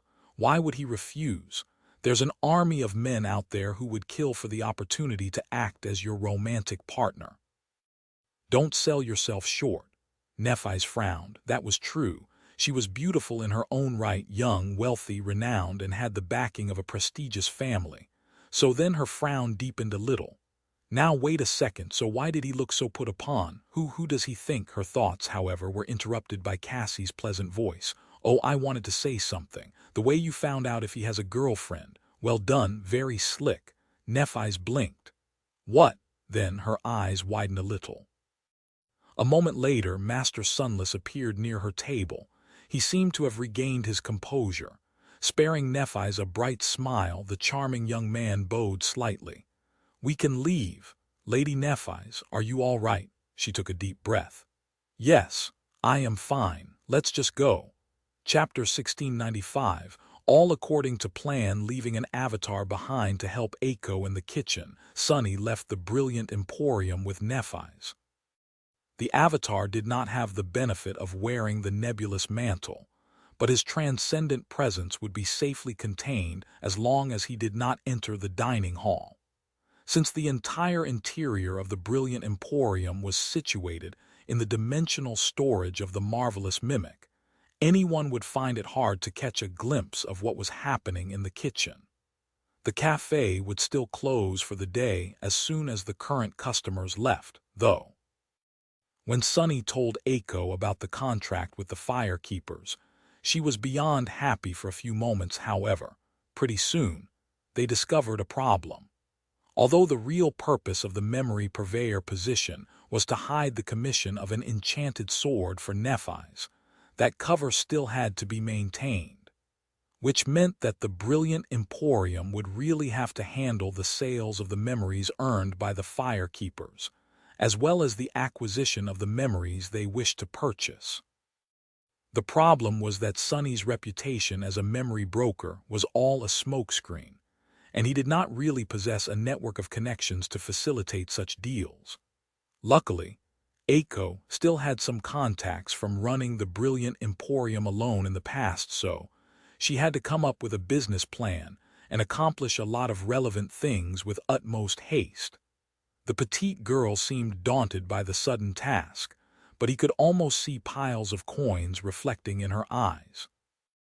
In any case, that was what was happening to Aiko and the Avatar in the brilliant emporium. Sonny himself, meanwhile, was accompanying Nephi's on a leisurely stroll across Bastion. He had to admit that they made for quite a pair. Nephi's looked elegant and sharp in her crisp civilian clothes, while his attire was refined and tasteful. Sonny noticed that the two of them collected a lot of stares. Some people even turned around to watch them go. Some of them recognized Nephi's, some of them didn't. He felt a little uncomfortable with all that attention, but knew that it was the very reason they were out in the open. The streets of Bastion were lively at that time of day. Nephi's looked around with curiosity, a faint smile playing on her lips. Eventually she asked, "Have you lived in Bastion long, Master Sunless?" He shook his head. "No, only for about a year." She raised an eyebrow. "Where were you before?" Sonny lingered for a few moments, then shrugged. "After Antarctica, here and there. I spent some time exploring the wilderness after the nightmare." Sonny did not specify which nightmare he meant, letting Nephi's make her own wrong conclusion. There was nothing strange with saying that he had wandered the dream realm for years before settling in Bastion. Either it would have been a deadly affair before, but after the dream gates were open, there was much more travel between various citadels. Both the sword domain and the song domain were swiftly turning into actual states, as opposed to loose alliances of isolated strongholds. There were all kinds of activities going on in the wilderness of the dream realm these days. Roads were being constructed, trade routes were being established, fortified relay stations were being constructed, and so on. As the infrastructure of the domains was being built at a staggering speed, there was a need for all kinds of people to head into the wilds. The vast expanse of the dream realm, the part of it conquered by humans, was not a place where only warriors could survive anymore. Of course, every team had to be guarded by awakened escorts, but there were geologists, map makers, builders, explorers, messengers, merchants, and numerous other specialists traveling across it now. Nephi's most likely assumed that he was a part of a large merchant caravan in the past. She smiled. "I've been here for about 3 years, I guess. But actually, with how often I am away, the actual number of days I've spent in Bastion won't even account for 3 months. So in a sense, you've been living here longer than me." Her smile grew a little wistful. "How does it feel to live in Bastion? On this side of the lake, I mean." Sonny thought about it for a few moments, then answered in a light tone, "Well, it's sort of tranquil for me at least. There is always something going on, and the city is boiling with activity, but unlike the cities of the waking world, it's less suffocating here, both literally and metaphorically. The air is clean and the people are optimistic about their lives. Back on Earth, everyone spent their days pretending not to know that everything was falling apart. Here, everyone is working together to build something from the ground up instead. It's nice." He paused, then added somberly, "Of course, it's not all bliss and sunshine. Most of the people on this side of the lake come from Antarctica, so they are scarred and traumatized. In the worst cases, people reach their breaking point and snap. Crime is not exactly rampant, but it does exist. Worse than that, with how many awakened there are now, the government and the legacy clans can't police them all effectively anymore. It is one thing if a mundane person suffers a mental breakdown or succumbs to greed, but if it is an awakened, well, you can imagine." Sonny looked at Nephi's and smiled sheepishly. "Sorry, I seem to have spoiled the mood." She stared at him for a moment, then hurriedly looked away. "No, it's all right. It is exactly what I wanted to hear. People like me are tasked with protecting humanity, but strangely enough, we mostly exist in isolation from the actual people we are meant to protect. So it is good to learn such things, so that we don't snap. They reached the waterfront and followed along the shore of the lake, heading for the distant ferry. This section of the lakeshore was fashioned into a park, and there were a lot of people here, resting on the grass. Many young couples included. Sonny suddenly felt a little hot. He caught himself staring at Nephi's, whose profile was contoured by the radiance of the sun, for a moment too long. "Does it bother you, the isolation?" She looked at him and wanted to answer, but at that moment, Sonny's eyes suddenly widened. His expression changed. "What the hell, not again?" That was because just then a powerful tremor shook the nameless temple in the distant god grave. He was momentarily distracted and slipped on a wrapper someone had carelessly dropped on the ground. "This can't be happening, I'm a saint for the love of gods." Why was it that every time he saw Nephi's, he ended up tripping over his feet? Sonny considered whether he wanted to perform a sudden somersault to regain his footing, but that would look even more ridiculous than falling. Using Shadow Step was out of the question as well, since that ability was already known to belong to the Lord of Shadows. So, he resigned himself and prepared to hit the ground. A moment later, though, Nephi's took a step forward and wrapped her arm around his waist, gallantly stopping his fall before his back could touch the cobblestones. Sonny suddenly found himself face to face with her, his entire weight effortlessly supported by her strength, staring into her calm gray eyes. Their bodies were almost pressed against each other. Looking at him calmly, Nephi's asked in an even tone, "Master Sunless, are you all right?" Sonny's heart fluttered. He stared at her silently, his face growing pale. He was not all right. What the hell is that? Am I in a romantic drama? If so, why the hell am I the one being caught? It's the man's job to catch the pretty female lead. Although romance was not his genre of choice, Sonny had consumed a lot of such stories during his years in the outskirts. Back then, he had always mocked the hapless female leads, who always seemed to trip, slip, and fall, right into the arms of the cold and aloof male leads, of course. He had even suspected that there was something in the water wherever the characters lived, since their coordination seemed non-existent. Who knew that he would find himself in the same situation one day? And in the wrong role to boot, he cleared his throat. "I am fine now, thanks, you can let me go." It seemed that Nephi's only realized that she was still holding him at that moment.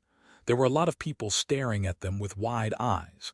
She remained silent for a few moments, then smoothly pulled him to his feet, unwrapped her arm from his waist, and touched her hair lightly. Her expression remained perfectly nonchalant. "I see. That is good." Sonny straightened the nebulous mantle, trying to chase away the memory of her warm touch from his mind, and failing. Turning away, he sighed, bent down, and picked up the wrapper. Then he walked to a nearby trash bin and tossed it inside. Returning to Nephi's, he smiled apologetically. What was he supposed to say now? "I dislike people who litter." "What was that?" She nodded, still looking away. "Yeah, let's hurry to the ferry now. I think we put on a good enough act already." "Well done." Sonny blinked. "Yeah, a good act, right? I thought I'd improvise." The two of them continued on their way to the ferry, both keeping quiet. Sonny was too indignant and embarrassed to speak, while Nephi's probably didn't care to. There was something strange about her, though. Had her shoulders trembled a few times? No, it was probably just his imagination. Chapter 1696, VIP Treatment. Eventually, they reached the pier. There were 6 ferries carrying people and cargo across the lake to the castle, operating in pairs.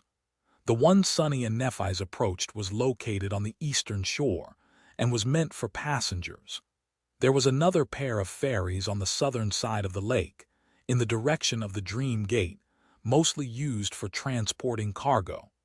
The last pair was on the northern shore, usually used by the awakened warriors departing on expeditions. Every time Sonny returned to the waking world, He had to purchase a ticket, wait in line, and then spend some unpleasant time on the crowded passenger deck of the ferry. Most masters had access to much more comfortable accommodations, but they also had a higher status than him. Since Sonny did not serve any established power and preferred to remain low-key, the treatment he received was much less glamorous than what an ascended deserved. He didn't mind it too much. Today, however, his experience was entirely different. Not only did Nephi's not bother to buy tickets, which made sense, considering that the enchanted fairy technically belonged to her family, but they were even immediately guided to the luxurious VIP deck. There was no crowd here, in fact. There did not seem to be any other passengers on the smaller deck, at all, at least not yet. Instead of the crowded standing arrangement, there were soft sofas and tastefully engraved tables. There were even refreshments and beverages provided, served on a separate table. The deck was situated at the front of the ferry and raised, so nothing obstructed the beautiful view of the vast lake and the picturesque castle rising from the waters in the distance. A soft breeze blew across the lake, playing with Neph's radiant silver locks. Sonny enjoyed the view for a few moments, then looked away and inhaled slowly. They walked to the beautifully laced wooden railing and looked at the sunlit vista. There was some time left before the ferry would depart, so they had nothing to do but wait. Both were silent, but strangely enough, Sonny did not feel awkward at that moment. Instead, he felt at peace. After a while, Nephi suddenly asked, "Master Sunless, you possess a high affinity to shadows, don't you?" He nodded slowly. "I do." She considered her next words carefully. "What can you tell me about shadows and people whose aspects have to do with them?" Now it was his turn to choose words. After thinking for a bit, Sonny shrugged. "I can tell you a lot, actually, but also not that much. I am ashamed to say that I don't understand my element well myself, which is a bit fitting if you think about it, considering that Shadow God was also the god of mysteries. Shadows are a unique concept. Someone considers them to be the opposite of light, but actually, shadows and light are just two sides of the same coin. One cannot exist without the other. It is true darkness that is their enemy." He paused for a moment, secretly studying her reaction, and then added, "Shadows are also intimately tied to souls. In fact, I am not even sure where the soul ends and the shadow begins. There are very few beings out there who can deal damage directly to one's shadow, but if a shadow is hurt, the soul is hurt as well. Granted, things without souls also have shadows. It's all very mysterious." She remained silent for a while, contemplating his words. Then she asked neutrally, "Do you know of any other awakened with shadow aspects?" Sonny hesitated. "Well, I only ever heard of one." That seemed to pique her interest. "Oh," Sonny nodded. "Yes, there was a man who went by the name Shadow Blade Kurt, a really vicious fellow. I heard that he used to handle some truly distasteful tasks for a legacy clan back in NQSC. I'm not sure which clan, though." Nephi's raised an eyebrow. "Used to?" He smiled somberly. "Yes, he was one of those awakened who couldn't handle their nightmares, overusing stimulants to stay away from the dream realm. He eventually lost control and was dealt with by the government. That was the last anyone had ever heard about Shadow Blade Kurt." She sighed with a hint disappointment. "That doesn't sound like the kind of person I would want to know about. Thank you, though." Sonny smiled. "No problem, I'll go get us something cool to drink." He walked back to the table with the refreshments and poured them 2 glasses of light wine. As he was about to head back, however, Sonny froze for a moment. What is this familiar feeling? Suddenly, he had a terrible premonition. "Oh no." He walked hurriedly toward Nephi's, but before he could reach her, a new passenger arrived. She noticed Neph's slender figure, grinned, and walked past him with wide strides. "Princess." Effie hugged Neph around the shoulder with a bright smile. "When did you return to Bastion?" "No, wait, you're not leaving right away again, are you?" Nephi's opened her mouth to answer, but Effie gave her no choice. "Great. Listen." She leaned closer and whispered loudly. "You're still single, aren't you? Well, let me tell you, that won't do. A beauty like you should not just be worshipped by the masses but also appreciated by a dashing man. The masses won't warm you on a cold and windy night after all, well, unless you're into that kind of thing. Neff's eyes widened. Effie, the huntress laughed. I'm saying all this for a reason. How about you let me set you up with someone? Princess, I found you a perfect match. He's a young master here in Bastion. Homeowner, runs a successful business. None of that tiresome legacy baggage either. Oh, he's an amazing cook as well.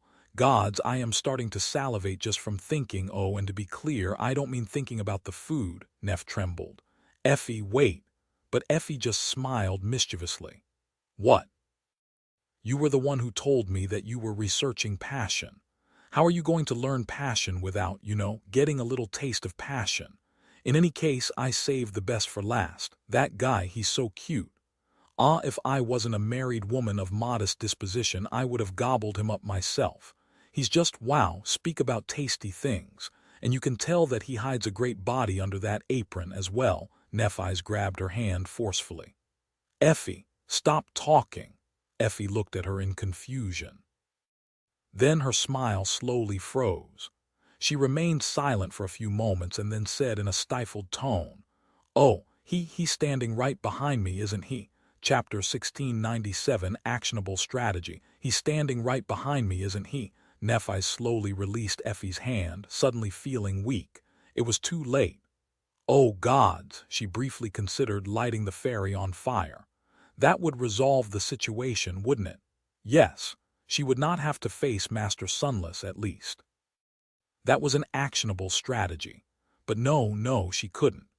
The ferry had cast off moments after Effie showed up, which meant that the passengers would have nowhere to escape and drown in case of a fire.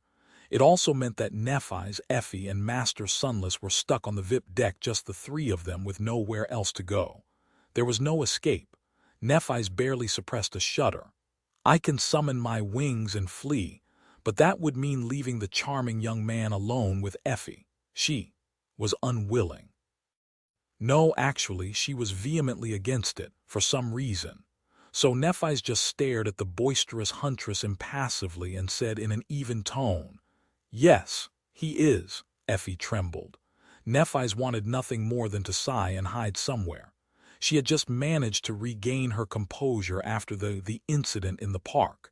And now, oh no, why did I think about what happened in the park?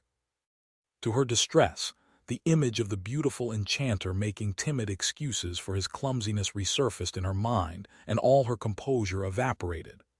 The memory of embracing him tightly surfaced next. At that moment, Nephis did something that she never thought she would do. Maintaining a nonchalant expression, she took a casual step left and hid behind Effie. With Effie's robust body hiding Nephis from Master Sunless, she suddenly felt much better. Wow, did you just heartlessly abandon a friend? Cassie's voice made her flinch. Nephis gritted her teeth. I did not, I just retreated to support her from the rear, Cassie answered with a dubious hum. Effie, meanwhile, remained motionless for a few moments and then slowly turned around. Oh, Master Sunless, you were here. Her light-hearted tone sounded a little forced. Nephis could not see the charming young man from behind the tall huntress, but she could hear his pleasant voice. He answered after a short delay, maintaining perfect decorum. Yes. It is a pleasure to see you, Saint Athena. With that, he took a step forward and appeared in view, carrying 2 glasses of wine. Luckily, Nephis had settled down a little by that point and was able to meet his gaze calmly. Master Sunless smiled lightly, then handed her one of the glasses. Your wine, my lady. He hesitated for a moment, then offered the second glass to Effie. The huntress silently took the wine and gulped it down in one go. Ah, I see. Has the brilliant emporium been contracted to provide catering for the ferry now? Good job, good job. Valor has deep pockets. The charming young man remained silent for a bit, then shook his head subtly. No, we are not providing catering for the ferry. Effie seemed confused. Oh, then how come you are here on the VIP deck? Not that I'm complaining. In fact, it's nice to see a pretty face, a friendly face. I meant to say a friendly face. Nephi's observed their conversation without saying anything, secretly stunned. This was probably the first time she had seen Effie tongue-tied. Amazing. Master Sunless was far more formidable than she had thought. Of course, his advantage was not going to last long. Knowing the vivacious huntress, she was going to double down on her suggestive remarks soon. And if that did not work well, quadruple down then. It was all but impossible to fluster Effie. Anyone she aimed her sights on was doomed to be flustered instead. Granted, Nephi's wouldn't mind seeing the charming enchanter flustered.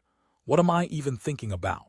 Feeling a little guilty for hanging Effie out to dry. Even though the huntress had no one but herself to blame, Nephi's decided to clear the air and explain the situation. She would share the news about the memory purveyor position first, and then let Cassie explain the more scandalous layer of deception to Effie in private. After all, if the huntress heard it right now, she would not be able to help herself and tease the poor young man relentlessly. Yes, Nephi's had to protect him from her vulgar friend, him, definitely not herself. She opened her mouth intending to say something, but Master Sunless beat her to it. Walking over, he leaned on the railing beside her and gently took her hand. Nephi's froze. Well, how do I say this? I am on the VIP deck because Lady Nephi's invited me to be with her on the VIP deck. Her eyes widened slightly. Neph's hand was suddenly burning from his soft touch. Do not spit your wine, Nephi's. She gulped the wine down and smiled weakly. Right. No, but how is his hand so soft? Nephi's used to have rough, calloused hands, the hands of a swordsman. Later, as her body was fortified and tempered by the awakening, ascension, and transcendence, it rid itself of imperfections. Those calluses were long gone and her skin was flawless. And yet it was nowhere near the smooth silkiness of the beautiful enchanter's hand.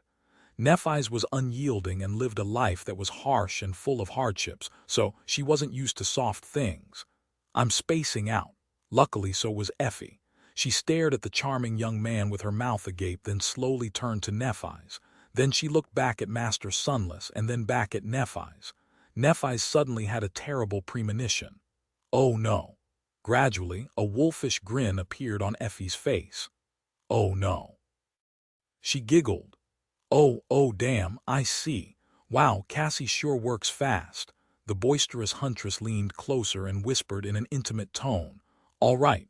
I've already given this one the talk about the birds and the bees. Master Sunless, who was looking at Nephi's with a prideful expression as if asking her to praise his act, suddenly tensed. Effie, meanwhile, patted him on the shoulder. So, kids, let Auntie Effie tell you about safety now. Maintaining a calm expression, Nephi's turned and looked across the lake. The castle was so terribly far away. Chapter 1698, Auntie Effie's Lessons. I've made a terrible mistake.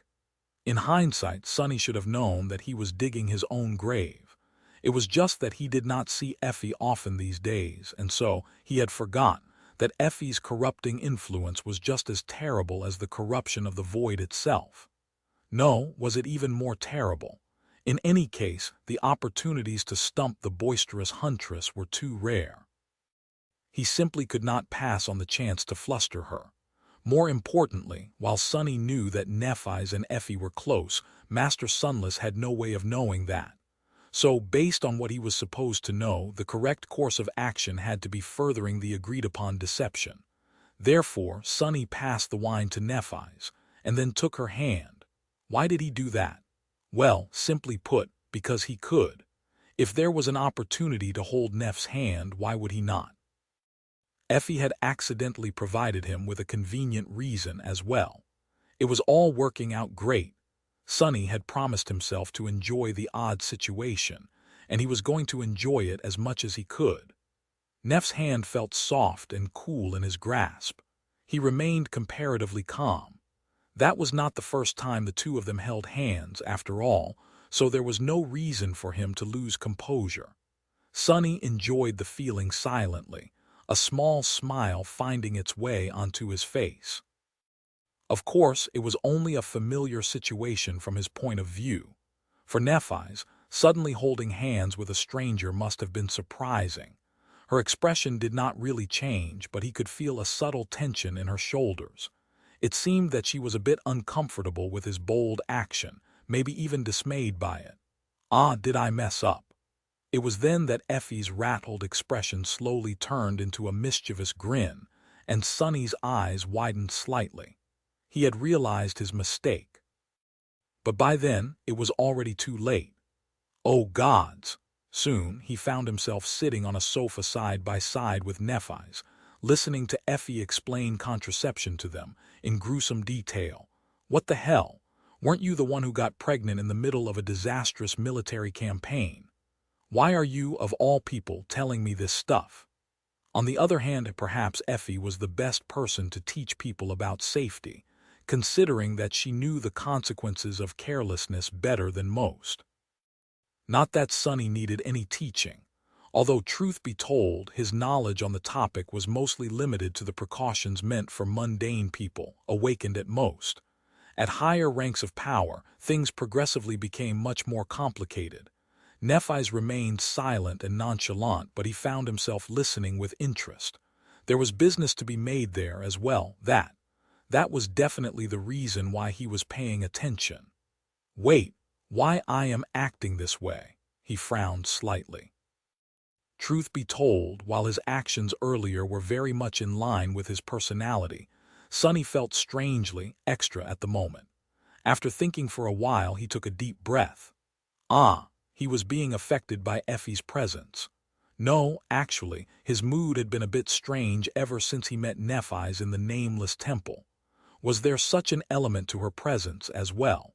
If so, there were two different sources influencing him, mixing and fusing in a chaotic manner. The influence was in no way strong, and he could easily suppress it if he wanted to.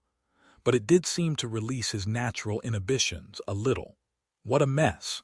Spending time in the company of powerful saints was a strange affair. Getting himself under control, Sonny decided that he had enough of Effie's teasing. He smiled politely at her, waited for her to pause, and then asked leisurely, "Oh, by the way, Saint Athena, I couldn't help but overhear. Did you mention wanting to gobble up something tasty earlier? Was it something we serve in the brilliant emporium?" Effie, who was taking a sip of wine, suddenly spat it out.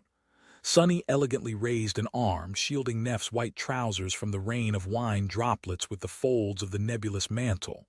"I'm sorry. Did I say something wrong?" Effie coughed a few times and shook her head. No, it's all right, and thank you, but no, I have a husband." "Now you remember," he smiled. "How is Ling's dad doing, by the way?" Sonny did not have a lot of friends in Bastion, and apart from Aiko, that nameless guy was the closest thing he had to a buddy. They often shared stories about managing the beast farm and the brilliant emporium, exchanging ideas and the like. However, Ling's dad seemed to be busy lately, so they had not had time to catch up in a while. Nephi's was looking at them with a hint of curiosity and a hint of relief. She had seemed utterly unaffected by Effie's graphic tirade before, but maybe Sonny was simply underestimating her poker face. She raised an eyebrow and asked, "You know each other?" Sonny nodded. "Yes." Effie wiped her chin and smiled. "Ah, yes. We've had a surplus of produce at the farm for some time now, and the brilliant emporium is our main buyer. I haven't had the pleasure of dining there often, though. Still, Master Sunless is an incredible chef. Oh, and he also helped us a lot by enchanting a few items for the farm." She hesitated for a moment and then gave Nephi's a bright smile and a thumbs up. "Princess, I approve. Handsome, cooks well, and is great with his hands." The last part was said with emphasis and accompanied by a wink. Nephi's tilted her head in confusion. "Well, yes, that is why I approached him." Effie choked on her wine again. Sonny, meanwhile, closed his eyes for a moment.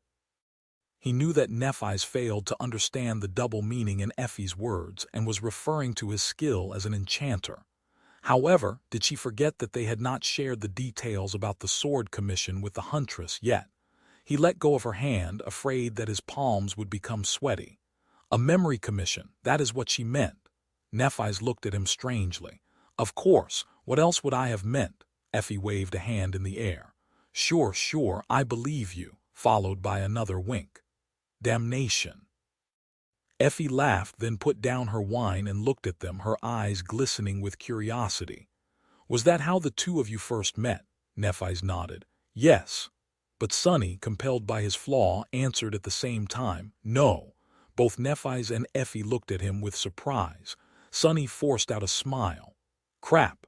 Chapter 1699, First Impressions. Nephi's and Effie were staring at him in surprise. Maintaining a smile, Sonny cursed inwardly. Over the years, he had gotten used to his flaw, and it rarely landed him in real trouble these days. That was why he had relaxed a little, allowing himself more leeway while holding conversations. There was also the fact that the true reason why the flaw was so dangerous, his true name, was gone now. But there were still things he should not say. Crap. Sonny remained silent for a moment, then said calmly, Lady Nephi's might not remember, but we actually met before. It would have been extremely inconvenient if she asked when or where, so before either Nephi's or Effie could, he added of his own accord. We briefly met in Antarctica, near the end of the campaign. Both statements were true, and since he had volunteered them without being prompted, there was no question that would have demanded a more precise explanation. Of course, the statements were also not connected to each other, and although each of them was factual together, they created a false impression. That Sonny had met Nephi's for the first time in Antarctica. She raised an eyebrow. Really?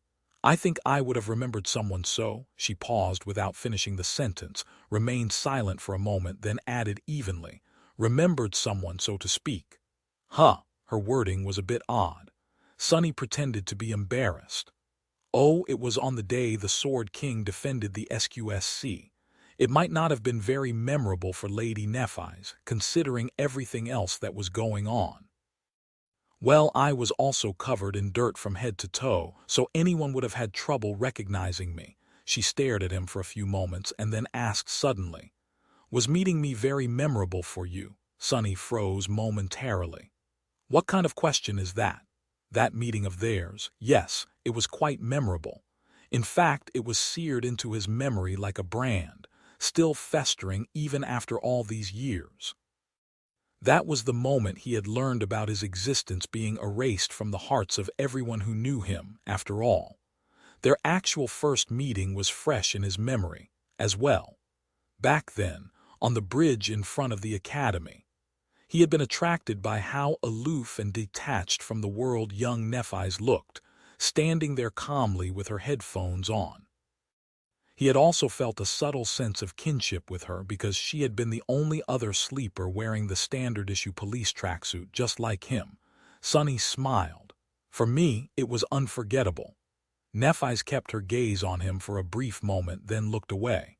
Then a corner of her mouth curled upward slightly. A second later, though, they were interrupted by Effie's excited squeal. I can't. The two of you are too cute. She laughed, then poured herself more wine and viciously attacked the plate of refreshments. As she was chewing, her gaze landed on the floorboards of the deck. Effie lingered for a bit, then asked curiously, By the way, Master Sunless, it seems that you don't have a shadow today.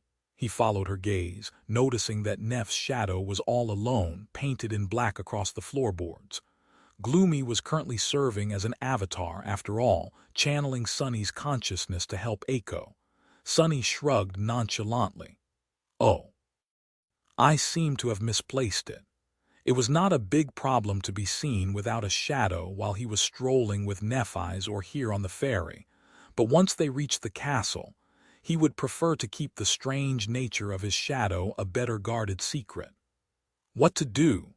Sonny hesitated for a moment, then used shadow control to call over one of the wild shadows populating the ferry. After it glided across the deck and glued itself to his feet, in reverent awe at the prospect of pretending to be the Lord's own shadow, he shaped it to resemble the contours of his body and nodded. Is this better? Effie blinked a couple of times. Nice trick. Right, so you were in Antarctica as well. I don't think I ever had a chance to ask. Were you one of us army grunts? Sonny sighed. I guess. It was nothing spectacular, though, certainly not anything worth bragging about. I had a cushy assignment at Army Command before ending up in a nightmare. By the time I returned, there was nothing left to do but get on a boat and escape. Sonny did not mention that he had been a member of the 1st Irregular Company and the Special Reconnaissance Unit before landing a position as a special government envoy to Clan Valor, technically assigned to Army Command. He wanted everyone to believe that he had been a mere paper pusher in the vast military machine. That suited his harmless persona much better than being known as a decorated officer who had fought on most of the deadliest battlefields of the Southern Campaign. Effie shook her head gently. Frontline, Army Command, it's all the same. Everyone did their part. Anyone who survived that hell deserves my respect. Then she grinned. We are comrades, so how about a military discount next time I come to eat at the Brilliant Emporium?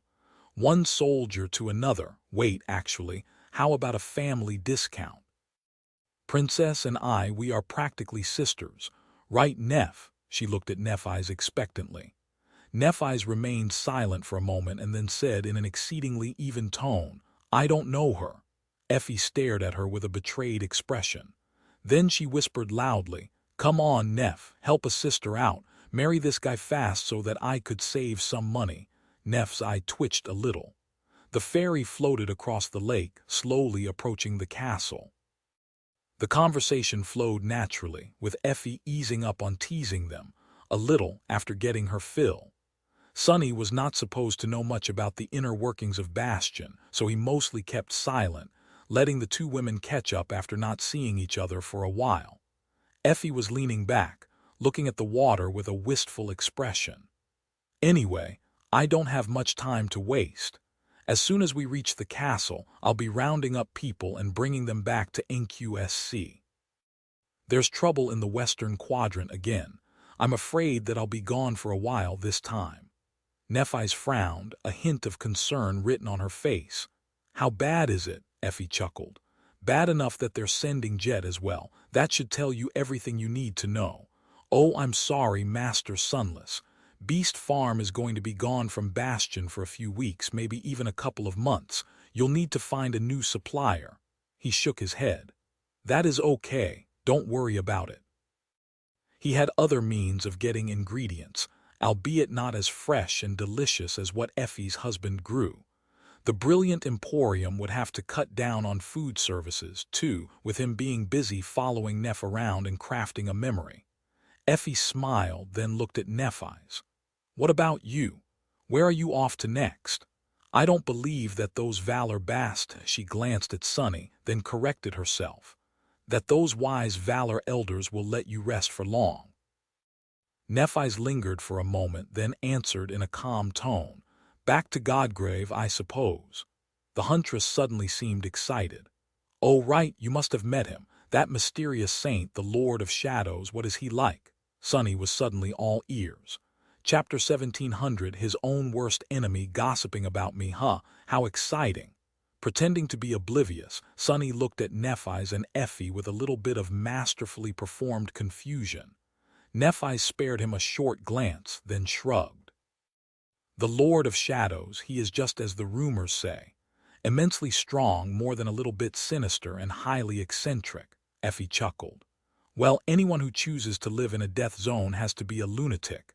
Still, to be called immensely strong by you, Princess, I am at a loss for words. Is there really such a monster in the world? Sonny blinked. Hey, what did she mean, highly eccentric? He was the picture of perfect mental health. Well, maybe not. Still, Sonny was a little hurt. Neff-Eyes, meanwhile, smiled faintly. At the same time, he is nothing like what the rumors say. He is surprisingly considerate despite his tyrannical strength, kind despite wanting to appear sinister, and very shrewd despite his eccentricity. Effie blinked, then briefly glanced at Sonny with a strange expression.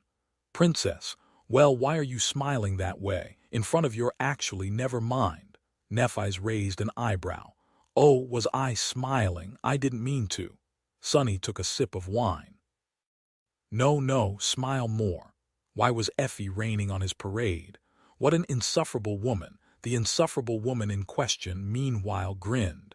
That's fine and all, but what does he look like? Is he handsome? I bet that even if he is, he can't be as handsome as Master Sunless. Sunny raised an eyebrow. Nephi shrugged again, seemingly uninterested in that topic. I don't know. The Lord of Shadows never shows his face. He is always either wearing a mask or a closed helmet. In fact, you can't even tell if there is a human body inside that armor most of the time. Effie seemed excited for some reason. Really? Damn, what a pity. I guess he's horribly disfigured or just naturally ugly. Not that there's anything wrong with that. Wait, what if he is bald or missing teeth? Did you say he never takes his armor off? He must really reek then. Gods, what a slob. Master Sunless here is definitely way better. He smells very nice. Simply delicious. Am I right, Master Sunless? Sunny stared at her wordlessly. Why is she dragging me into this? No, wait, what the hell does she mean, bald? I'm not bald. But having feigned ignorance, he couldn't really defend his honor, the third avatar's honor. No matter how much he wanted to. Hiding his frustration, Sunny said weakly, I guess. I never really paid attention to how I smelled. To his surprise, though, Nephi suddenly came to the Shadow Saint's defense. No, you're wrong. The Lord of Shadows, he is not disfigured or ugly. He is, well, he seems like a very outstanding young man in all regards. Sunny nodded subconsciously. You tell her, Neph. But then he frowned. No, but why are you defending that bastard so much? I'm right here. Sunny was confused. The Lord of Shadows was him, but Nephi's didn't know that. So was she praising some random guy in front of her supposed romantic partner? That was unacceptable. But then their relationship was fake. They had only really met each other a few days ago. So technically, she knew the Lord of Shadows longer and better. The two of them had even fought side by side against a harrowing cursed abomination. It was so confusing. What is this situation? How was he supposed to react?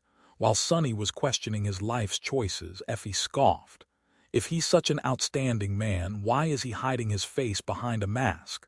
What is he, an 8th grader? Nephi's frowned. Maybe it has something to do with his flaw. Maybe he needs to hide his identity for an important reason. In any case, all I know is that a man whose swordsmanship is so beautiful can't be unsightly. Effie glared at her silently, as if wanting to say, Princess, take a hint. What was the hint Nephi's was supposed to take? Sunny did not know. The huntress took a deep breath. Well, anyway, that guy seems to be hiding a lot. Unlike Master Sunless, who is like an open book.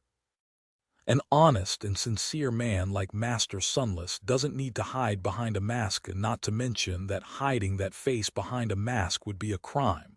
She seemed to get distracted for a moment and then laughed. In any case, it seems that we are going to be arriving soon. Shall we change the topic? Nephi shrugged, seemingly confused by the whole conversation. You're the one who asked. Effie smiled, then looked at Sunny apologetically. Oh, by the way, have you heard the news about the House of Night? It seemed that she really didn't want to talk about the Lord of Shadows anymore. Sunny, who had been excited before, was now unsure how he felt about it. It was nice to hear Nephi's praise him, but also made him angry for some reason. What was going on with him today? He spaced out for a few moments, listening to Nephi's and Effie with one ear. Have they conquered another citadel? Effie nodded. Yes. It's the 7th one in 2 years, quite remarkable, actually. Their leadership has been making one miracle happen after another recently. I guess the descent of the Dream Gates really lit a fire under them. The House of Night has never been that active, that daring, or that successful before. Nephi sighed. It still won't help them maintain their position. They are at too great a disadvantage without a supreme, not only in terms of raw power, but also in terms of relevance and population, both mundane and awakened. I'm afraid that the House of Night is doomed to lose its status. That was true, but although the third great clan was now miles behind the other two, without any hope of catching up, it was still vitally important, both because of the role its ships played in the waking world, and because of how they could break the balance of power in the upcoming war. An alliance with the House of Night could very well be the linchpin of the entire clash between the two domains. Not even due to their saints, but because the Twilight Sea bordered both the Sword domain and the Song domain in the south. Song and Valor were only clamoring to conquer Godgrave because the House of Night was stubbornly maintaining neutrality. If either of the great clans managed to lure the Nightwalkers to their side, they would be able to launch swift attacks into the enemy territory while bypassing the barrier of the death zones separating their territories. Effie grimaced. At least they are trying. And by the look of it, the House of Night is dead set on staying away from both Valor and Song. Well, I can understand why. Even if they join the winning side, there will be no future for them but to be absorbed and assimilated after the whole mess is over. Sonny sighed quietly. He wondered how Neve was doing somewhere out there, in the Twilight Sea. The friendly Nightwalker must be having it hard, considering how swiftly the fortunes of his clan had changed. Nephi's, meanwhile, gave Effie a guarded look and then silently gestured to Sonny. You guys finally remembered that I'm not supposed to know anything about the war. Good for you. Effie blinked a couple of times, then shook her head.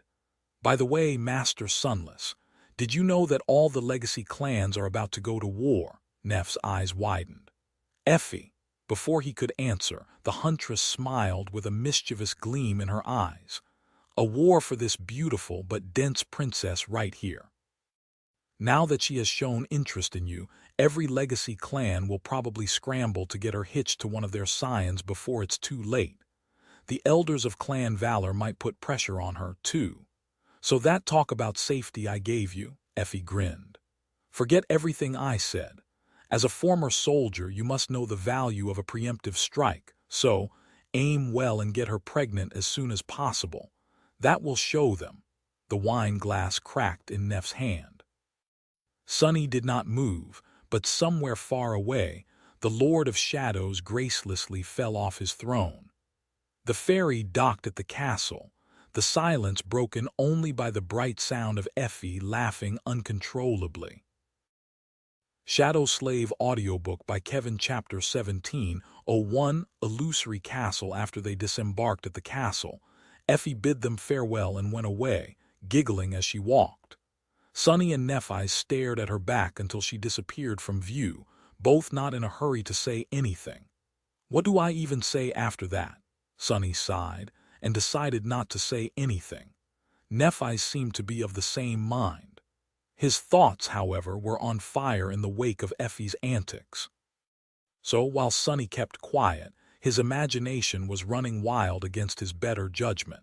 He did not know what Nephi's was thinking about, but he was definitely thinking about all kinds of things that he probably should not have been thinking about. He threw a furtive glance at Neph. Was she really calm? Was he imagining things, or did her cheeks seem a little pink? No, that is definitely my mind playing tricks on me. There was no way Nephi's would be fazed by mere words. It was just his wishful thinking. It was all Effie's fault. That Effie. She really had not changed at all. He would have thought that being a married woman with a child would curb her wilder tendencies, but alas. Having a loving family only seemed to embolden the vivacious huntress even more, as if having a safe space to retreat to gave her wicked tongue more power. It's a miracle that little Ling is such a sweet boy, despite being raised by that miscreant. Sonny inhaled slowly. Nephi's lingered for a few moments, then looked at him with a deadpan expression.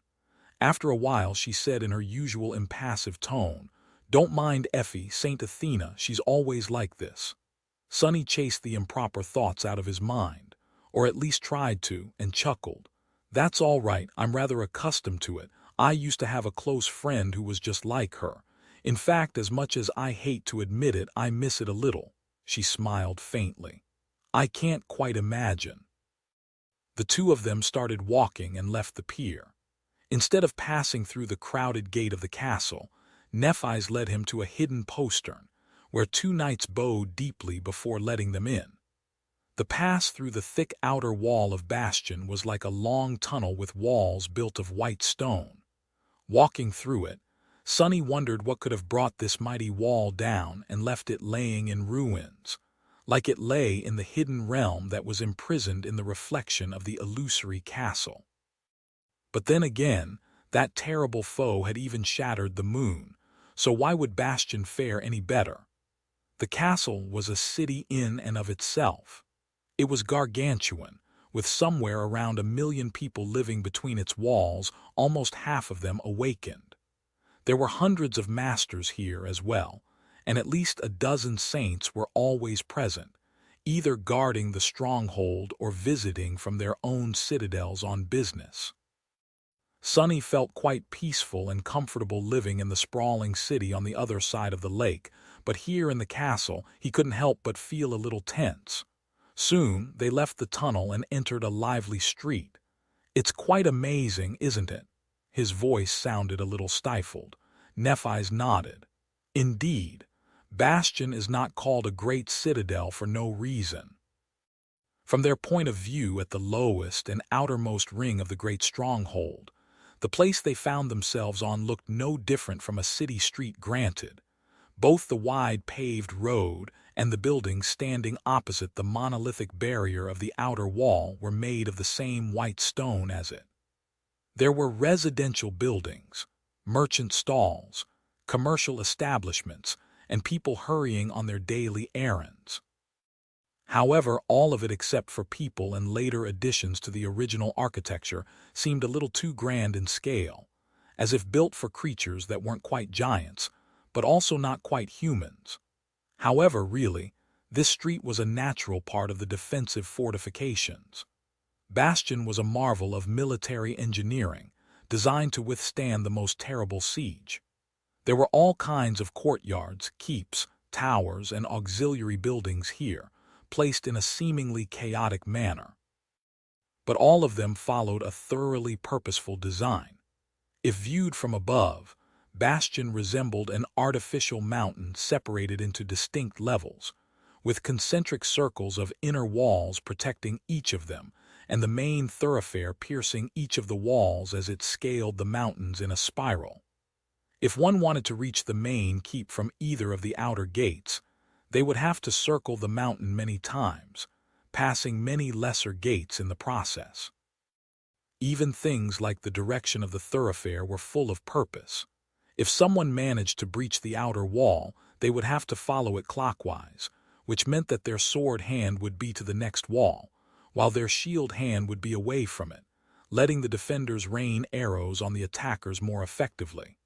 All in all, Sonny did not envy the warriors of Clan Song, who might have to siege this castle one day. Even he felt that the task was much too daunting. Bastion seemed truly impregnable. But of course, it wasn't. The ruins hidden in the moonlit reflection were proof. Nephi's led him deeper into the ancient castle, making sure that they would be seen by everyone who had time to look. The reactions people were giving them were much more intense than those at the lakeshore settlement, mostly because much more of them recognized who Nephi's was.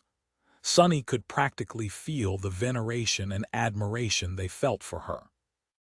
Wherever Changing Star went, people's faces suddenly looked bright and inspired, as if just seeing her gave them strength. Well, it made sense. Nephi's had become somewhat of a symbol after the Forgotten Shore, and her fame only grew further in the last 4 years. Especially for the people of the Sword Domain, she was a champion of peace and prosperity. A radiant figure who defended them from the horrors of the nightmare spell, and whose light illuminated all of humanity. Princess Nephi's. One of the 2 invincible sword sisters of Anvil's domain. The nickname Effie had given her in the Dark City was not that outlandish anymore, if at all. So, Sonny could understand the gazes of adoration directed at Neph. However, the more intensely people admired her, the more confusion and simmering hostility his presence by her side caused them. Who was that dainty stranger walking by Changing Star's side? Who does he think he is, being so close to our princess? Suddenly, he felt a little uncomfortable. I might have underestimated the consequences of playing Neff's secret darling. He might have underestimated it severely. As a passerby glared at him with obvious hostility, Sonny made sure that Nephis could not see and glared back with a cold menace. You can glower all you want, but are you worthy? All of you wretches combined are not fit to stand by her side. Only I am. Well, that was what his glare was meant to convey, at least. Chapter 17:02. Legendary Encounter. Sonny was not unfamiliar with the castle, since he had to come here every time he wanted to return to the waking world without raising any suspicions. However, he would usually spend quite a lot of time following the main thoroughfare to the main keep, where the gateway was located. This time, Nephis led him on a shorter path to the pinnacle of the stronghold, across narrow stairs and hidden posterns that he had not even known existed. There was no need to waste time at each checkpoint either, so their progress was rather fast. Who would dare to stop the transcendent daughter of a sovereign? After a while, Sonny asked with a hint of curiosity, "By the way, Lady Nephis, where exactly are we going?" He knew that they were about to sign a contract, but wasn't sure where the signing would take place. Was he going to make a deal with Clan Valor, or with the Fire Keepers directly? Who else would be involved? She looked at him with a hint of confusion, then suddenly seemed a little embarrassed. "Oh, please forgive me. I have forgotten to explain properly." With that, Nephis raised her hand and pointed to one of the tallest towers in Bastion. The tower was not much different to all the others, with one big exception. There was a graceful flying ship floating in the air near it, moored to the higher floor of the tower with thick cables. A beautiful tree was growing around its main mast. The Chain Breaker. Sonny unconsciously looked up at the beautiful visage of the Ivory Island drifting in the air high above the lake. "I see." Nephis lingered for a moment. "Very few people have ever visited my citadel, but you don't have to worry. Everyone there is a trusted friend and ally. It is also quite peaceful there. We won't be disturbed." Right. Sonny was not supposed to have ever been in the Ivory Tower, so he had to act as if the whole experience was new to him. He put a sufficiently believable expression of wonder on his face, making sure to keep a proper level of decorum, of course. "I've long heard about the beauty of the Ivory Tower. It is my luck to be able to visit it." A faint smile appeared on Neff's face. "I'm sure you'll like it." They continued on their way, soon reaching a lesser courtyard in front of the tower. There were quite a few people here, although most of them were different from the crowd at the lower levels of the castle. The closer to the pinnacle of the stronghold one was, the fewer mundane people there were around. At this point, Sonny could not see anyone but awakened, with plenty of masters mixed among them. However, the gazes directed at him were not in any way friendlier. Well, it was natural. He was an outsider after all, and people were wary of outsiders. Just before they entered the tower, a tall man wearing the colors of Clan Valor, a knight, from the looks of it, approached them and bowed deeply. "Saint Nephis, if I can have a minute of your time," she frowned slightly. "What is it?" The knight hesitated for a moment, then said in a dignified tone, "There is a slight problem with the supplies you requested. They were delivered on time, but the specifications, I'm afraid you will need to inspect them personally. If everything is in order, I'll give a command to immediately load them on the Chain Breaker." The matter concerned the inner working of Clan Valor, so he was being vague around Sonny. Nephis remained silent for a bit, then glanced his way.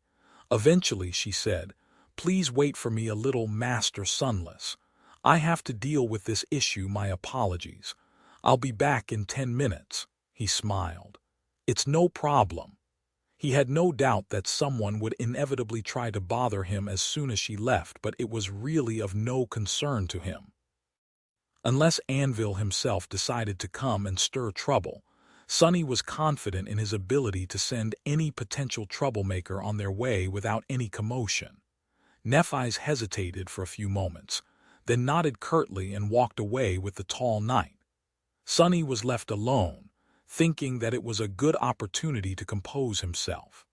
Smiling faintly, he walked over to the lakefront ramparts of the lesser courtyard and gazed into the distance. He could see the young city stretching along the shore in the distance, bathed in sunlight and brimming with vitality. The lake was calm and radiant. It was a beautiful sight. As Sonny enjoyed the view and the warm breeze, he sighed. He could sense two shadows approaching him from behind. That was fast. Turning around, he saw two men younger than him by a few years walking toward him. One was walking with purposeful strides, while the other was trying to hold him back with a troubled expression. Both were masters and wore enchanted armor, but neither donned the colors of clan valor, so they must have been noble scions from vassal legacy clans. Legacies. Soon the two scions reached him. The one who had been purposeful gave Sonny a glare and said, his voice full of arrogant indignation, "I am Ascended Tristan of the Aegis Rose clan. This is Ascended Mercy of the Dagonet clan. Who might you be?" Sonny blinked a couple of times, looking at them in amusement. "Wait, it can't be. Is this the legendary arrogant young master encounter?" "It is, isn't it? Gods, the legends are true," he reminded himself to remain calm. "Keep your cool, be polite, don't start trouble." Sonny smiled politely. "I am called Ascended Sunless. How may I help you, gentlemen?" Master Tristan frowned. "Ascended Sunless, of which clan?" Sonny remained silent for a moment. Why was everyone so insistent on waving their family name around? "Of no clan." The young man scoffed, while his friend tried to pull him away. "Tristan, drop it, come on, we are going to be late for practice." Master Mercy of the Dagonet clan seemed to have a little bit of brain, at least. But the scion of Aegis Rose clan did not want to listen. Scowling fiercely, he moved a step closer to Sonny and asked, his voice harsh and domineering, "Master Sunless of no clan seems to have some business with Lady Changing Star. But that doesn't give you the right to. Don't think I didn't notice you ogling her with lewd eyes, scoundrel." "What eyes, huh?" The second legacy gave Sonny an apologetic glance and tried to pull his friend away harder. He seemed exasperated, hinting that Master Tristan had a habit of saying rash things. Sonny took a deep breath. "Be polite. Don't start trouble. Be polite." He calmed himself down, then opened his mouth and said, "Why does a moron like you have the confidence to open his mouth and spout nonsense? If you were born brainless, at least have the decency to keep quiet. Better yet, get lost altogether. Don't think I didn't notice you being dropped on your head as a child, you cretin." Chapter 1703, Courting Death. Sonny's words hung in the air, contrasted starkly against his polite smile. The two young masters seemed frozen, as if unable to digest what they had just heard. Mercy of Clan Dagonet let out a stifled breath. At the same time, Ascended Tristan's eyes widened. His face, frozen in a state of stunned disbelief, was slowly contorted by a grimace of righteous wrath. Trembling in outrage, he bellowed, "You dare!" Sonny couldn't quite believe it. He held his breath, his heart beating wildly. Is he going to say it? He's going to say it. He totally is. His smile remained perfectly pleasant. "I do dare. Why, wasn't that obvious from my remark, or has your flaw made you deaf? Goodness gracious, dumb and deaf. What an unfortunate fate. You have my sympathy." The young master stared at him, mouth agape. After a few moments of silence, Tristan pointed a trembling finger at Sonny and hissed, "You are courting death, mongrel." He said it. He had really said it. That was, Sonny had no words. It was really too astonishing. He struggled to suppress a burst of laughter. Amazing. But also, what is it with legacy brats and calling people mongrels? Sonny kept his composure with titanic effort and shrugged. "Funny you should say, but I am indeed somewhat of a mongrel." His smile widened, which seemed to send the young master into a spiral. With his face turning a concerning shade of red, Ascended Tristan outstretched a hand and growled, "You've gone too far, scoundrel. You need to be taught a lesson. I, Tristan of Aegis Rose, hereby challenge you to a duel." Sonny blinked.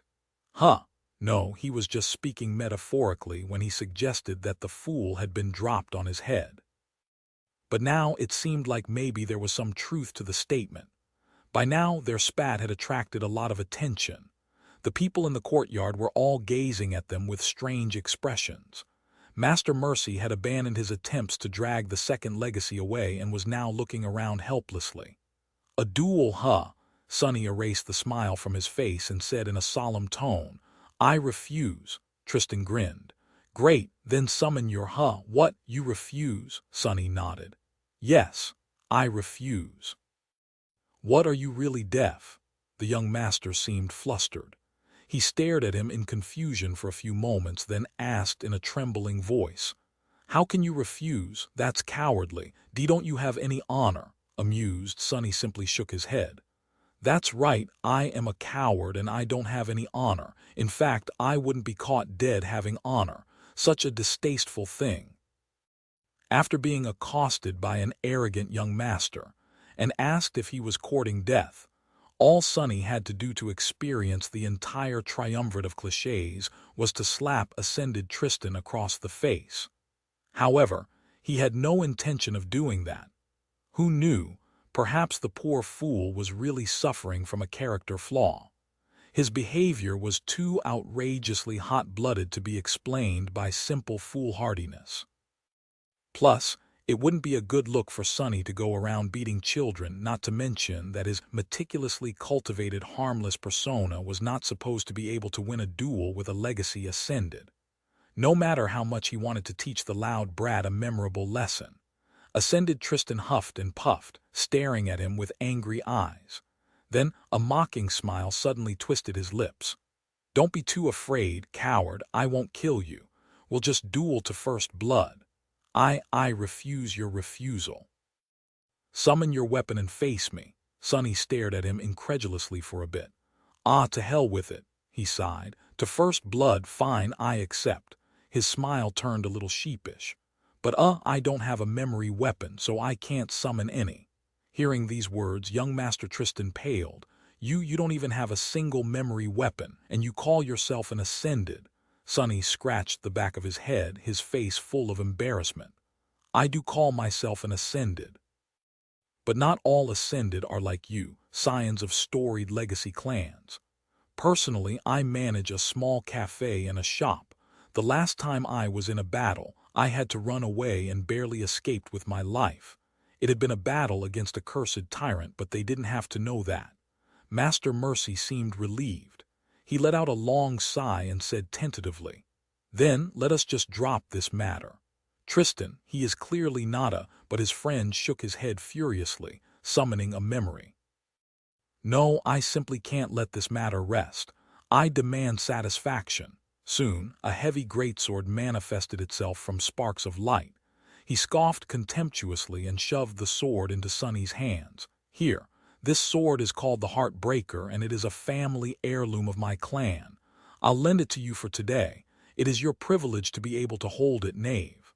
With that, he shook his head and mumbled under his breath, "This, really. I just don't understand why Lady Nephi's would associate with such a profligate wastrel. He must have deceived her with his looks, the scoundrel." Sonny held the greatsword awkwardly and rested its tip on the ground. No, really, what was this situation? Why was the person who had challenged him to a duel supplying him with a powerful weapon to fight that duel? Was Master Tristan actually brainless? At the same time, the young man in question summoned another memory, this one a much lighter arming sword. From the looks of it, he was giving his opponent an advantage, a better weapon with a longer reach. He also dismissed the outer layers of his armor, leaving only a gambeson jacket behind. "Here, I won't use any enchantments, so you won't be at a disadvantage. Are you ready?" Sonny remained silent for a moment, then shrugged timidly. "I guess I am." Young Master Tristan grinned. "Then here I come. Prepare to be humbled, wimp." He brandished his sword and lunged forward. Under the dubious gazes of everyone gathered in the courtyard, the duel started. Chapter 1704. A slap heard around the world. It seemed like the diminutive Master Sunless, an unknown, ascended from the lakeshore settlement. had no chance against the young master of the Aegis Rose clan. Not only was Tristan much taller and more powerfully built, but he was also a legacy. And legacies still held the title of the most skilled and deadly warriors of humanity, by far, even now that the number of awakened had swelled. Their upbringing, training, and martial culture were all designed to produce lethal fighters to rule the battlefield unopposed. The idle onlookers did not know what the pretty young man had done to enrage the legacy scion so much, but from the looks of it, he was in for a good beating. Which was a shame, considering that with his jade skin and slender figure, he looked quite handsome. Sadly, though he didn't look like much of a fighter, neither did Master Sunless seem very familiar with handling a blade. He tried to swing the provided greatsword to deflect an incoming attack, but failed. Not just that. Perhaps due to his short stature and slender build, he actually lost control of the heavy blade and allowed its weight to pull him off balance. Instead of deflecting the opponent's sword, he yelped and stumbled forward instead. That was a common mistake most often seen among awakened. Young awakened were prone to overestimating their newfound strength, forgetting that their mass and center of gravity remained the same. So, it was easy for them to misjudge things and end up being pulled forward by the inertia of their own swing. Still, for a master to be that inexperienced in combat was a bit, the delicate ascended seemed to be doomed. But strangely enough, he ended up being saved by his clumsy mistake. It was doubtful that he could have deflected Tristan's powerful strike, but after stumbling forward and nearly sprawling on the ground, the opponent's sword missed and flew harmlessly above his head. There was a murmur among the onlookers, lucky. But then they were treated to a bizarre spectacle. That Master Sunless was not just lucky, it was as if he was charmed. No matter what Tristan of Aegis Rose tried to do, his sword never seemed able to reach the cowardly opponent. Master Sunless slipped on the cobblestones, accidentally evading a skillful attack. While trying to stand up, he tripped on the hem of his own silk robe, losing balance and gracelessly sprawling on the ground, but also making Tristan's follow-up strike miss him entirely. While trying to block a downward slash, he actually failed to hold on to his sword and dropped it, staggering back in panic. However, in the process, the coward accidentally kicked the falling sword and sent it flying in the direction of the legacy scion, who was forced to hastily defend his lower torso and retreat. Then, Master Sunless recklessly bent down to pick up the fallen sword, a grievous mistake when facing an armed opponent. However, it was exactly because no one in their right mind would think of leaving themselves so open to a lethal blow that Tristan had never anticipated it, once again fruitlessly sliced the empty air above the oblivious opponent's head. "What are you doing? Fight like a man." A sheepish smile appeared on the unknown master's deathly pale face. "But I was trying to pick up my sword. How am I supposed to fight without a sword?" Ascended Tristan let out an infuriated growl. "Just take it, damn." "I'll step back." Under everyone's bewildered gazes, he took a step back and waited patiently for his opponent to arm himself. But Master Sunless did not seem to be in a hurry, breathing heavily. Tristan's face twitched. "What are you doing?" the delicate young man coughed. "Well, you didn't specify that I should pick it up immediately, did you? So I thought I'd catch my breath real quick." The legacy scion seemed stuck between complete disbelief and apoplectic fury. "Pick it up right this second." Master Sunless bent down and gripped the sword. All right. There's no need to shout." Soon, the oddly comical duel continued. He continued stumbling blindly through the hurricane of steel, remaining unscathed by sheer, ridiculous luck. But even that helpless fool's luck was bound to run out sooner or later. And finally, in less than a minute, Tristan's sword pierced the silk robe and bit into the delicate young man's shoulder. He had held back, not wishing to deliver a serious wound to the offending profligate, so the cut was shallow. Still, a cut was a cut. It also hurt like a real cut, Sonny grimaced. Young Master Tristan, meanwhile, gave him a disdainful smirk and retrieved his sword. The two of them were standing close to each other, and the legacy was staring down at Sonny, his face full of pleased indignation. "Serves you right, scoundrel. The victory is mine. Now apologize. Recount your misdeeds and humbly beg forgiveness. I'll let you off easy if you do. But if you don't blame me for being ruthless." But Sonny simply tilted his head. "Who says that the victory is yours?" Tristan blinked. "What? I clearly just won. What are you?" But Sonny was nonplussed. He raised the collar of the nebulous mantle, revealing the black shirt beneath. "We agreed to fight to first blood. Do you see any blood?" The young master stared at his chest in confusion. There was clearly a cut in the little knave's shirt, but where was the blood? Even the blade of his sword was clean. He frowned and started to speak, his tone full of confusion. "How?" But before he could finish, and to the absolute shock of everyone watching the next moment, Sonny's fist slammed into his face with an audible bang, sending young Tristan of Aegis Rose staggering back. The legacy scion collided with his friend, Master Mercy, while covering his face with a hand. His stunned eyes were opened wide. There was blood dripping between his fingers beneath them. Suddenly, the courtyard was silent. In that silence, Ascended Tristan slowly lowered his hand, revealing 2 red streams flowing out of his nostrils and marring his handsome face. His voice was listless. You. Sonny dropped the heavy greatsword on the ground with visible relief, rubbed his wrists, and let out a sigh. Then he smiled. "Well, it seems like I have won. Good fight, good fight. Now, shall we proceed with begging for forgiveness?" "You don't need to kneel. I'm not a pervert, so I'm not into such stuff." At that moment, young Master Tristan looked like he would spit blood. That, too, would have constituted Sonny's victory, if the legacy wasn't already bleeding. Then, Tristan's features contorted and he seemed to completely lose his mind. With a face flush with murderous wrath, the legacy lunged forward and roared. "You wretched mongrel!" Sonny pretended to be frightened and flinched away with an ungentlemanly shriek.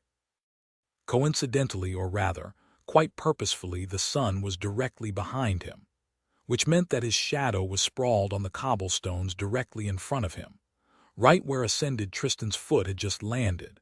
Using a tiny bit of essence, Sonny stealthily manifested a small part of the wild shadow and made it trip the poor fool without anyone noticing. That was more than enough to send the enraged young master, who had committed to the attack a little bit too hard, completely off balance. It all worked splendidly. In fact, it worked a little bit too well. Oh, crap! Sonny had forgotten to take one small but vitally important detail into account. In the next moment, everyone in the courtyard witnessed a startling scene. Ascended Tristan of the Aegis Rose clan lunged at the dainty master, who let out an embarrassing shriek and flinched away in fear. By doing so, he not only completely avoided the sudden attack, but also caused the legacy to lose balance and be pulled forward by the weight of his sword. And there, right behind his cowardly opponent, was the parapet of the courtyard ramparts. The young legacy had no time to slow down and collided with it at full speed, buckling at the waist and flying over the stone parapet in the blink of an eye. A split second later, his figure disappeared from view. A dumbfounded silence settled over the courtyard. In a few moments, everyone shuddered as they heard a loud crash from somewhere far below. Master Sunless looked back with a strange expression on his face, then cleared his throat and gracefully straightened his mantle with an elegant motion. Then he turned to Mercy of Clan Dagonet and said, his voice full of sincere concern, "Sir Mercy, why are you dawdling? Shouldn't you hurry up and tend to your friend? Such a fall won't kill him, I think, but he'll certainly need a good healer." Petrified young man slowly nodded. "Ah, why yes, I'll go." With that, he turned around and hurried away. But at that moment, Master Sunless called out to him. "Wait a moment." Ascended Mercy froze and slowly turned around. "Yes." Sonny smiled and pointed to the heavy greatsword laying on the ground. "The sword, what was it, the hard breaker? Take the sword with you." The young master stared at the greatsword for a moment, then bent down to pick it up. Yes, he mumbled an apology and dashed away. Sonny grinned. Make sure that Ascended Tristan takes his time to rest and recuperate. There's no need to rush, he sighed and then added, his voice full of magnanimity. He can beg me for forgiveness at a later date. Chapter 1705. Familiar when Nephi's returned, the courtyard seemed a little livelier than it had been before. A few people had strange expressions on their faces, and a few more seemed to be glancing at Master Sunless from time to time, their gazes full of contempt and amusement. The charming enchanter himself was standing near the parapet of the ramparts, not paying the pointed gazes any attention. He was looking down calmly, a small smile playing on his lips. Nephi's frowned slightly. Has anyone bothered him? She had not anticipated that leaving Master Sunless alone for a few minutes would be a problem. It was only an hour or two after they had shown themselves together in public. After all, no matter what kind of rumors people wanted to spread, such things took time. Nephi's definitely did not want anything remotely unpleasant to happen to the delicate young man, so she had to be more watchful in the future. Approaching Master Sunless, she said in her usual even tone, I am back. Did something happen? He turned and looked at her with a smile, then lowered his gaze awkwardly. Ah, well. Nothing too serious. There were a couple young men who wanted to have words with me. I'm afraid I failed to resolve the issue amicably. Oh, well, some people simply don't have manners. I'm rather used to such situations. Neff's frown deepened. Sonny, of course, was talking about himself. It was Sonny who didn't bother with basic manners unless he wanted to, and was therefore used to facing the violent consequences of running his venomous mouth. But Nephi's understood it differently. Cassie. Who were these young men, and how dare they be rude to Master Sunless? Cassie responded a moment later, her voice deceptively smooth. Tristan of Aegis Rose challenged Master Sunless to a duel. Nephi's almost jumped. Of course, her calm expression remained the same, but her mind was suddenly awash with scorching flames. And you didn't warn me. I explicitly asked you to keep an eye on him in my absence. Imagining the headstrong and domineering scion of the Aegis Rose clan bullying the elegant and gentle Master Sunless made her blood boil for some reason. Feeling a degree of anger would have been both expected and reasonable, but even Nephi's herself was surprised by the intensity of her reaction. The image was simply too offensive. Perhaps it was because she had just promised herself to protect the charming young man. Now, mere hours later, it had already come to this. Nephi's was on the verge of blushing again, this time out of shame. A sudden thought surfaced in her mind. Should I destroy the Aegis Rose clan? She blinked. No, wait, what am I thinking about? Luckily, at that moment, Cassie responded to her heated question. Neph, relax. What is with you today? Master Sunless is not entirely helpless, and Tristan of Aegis Rose is not entirely brainless. It's just that his flaw is, well, you know how he is. In any case, he is not a malicious person, just a hot-blooded fool. The worst that could have happened was one of them receiving a scrape. Nephi's frowned. Wait, could have happened. Not could happen. The duel already took place, Cassie coughed.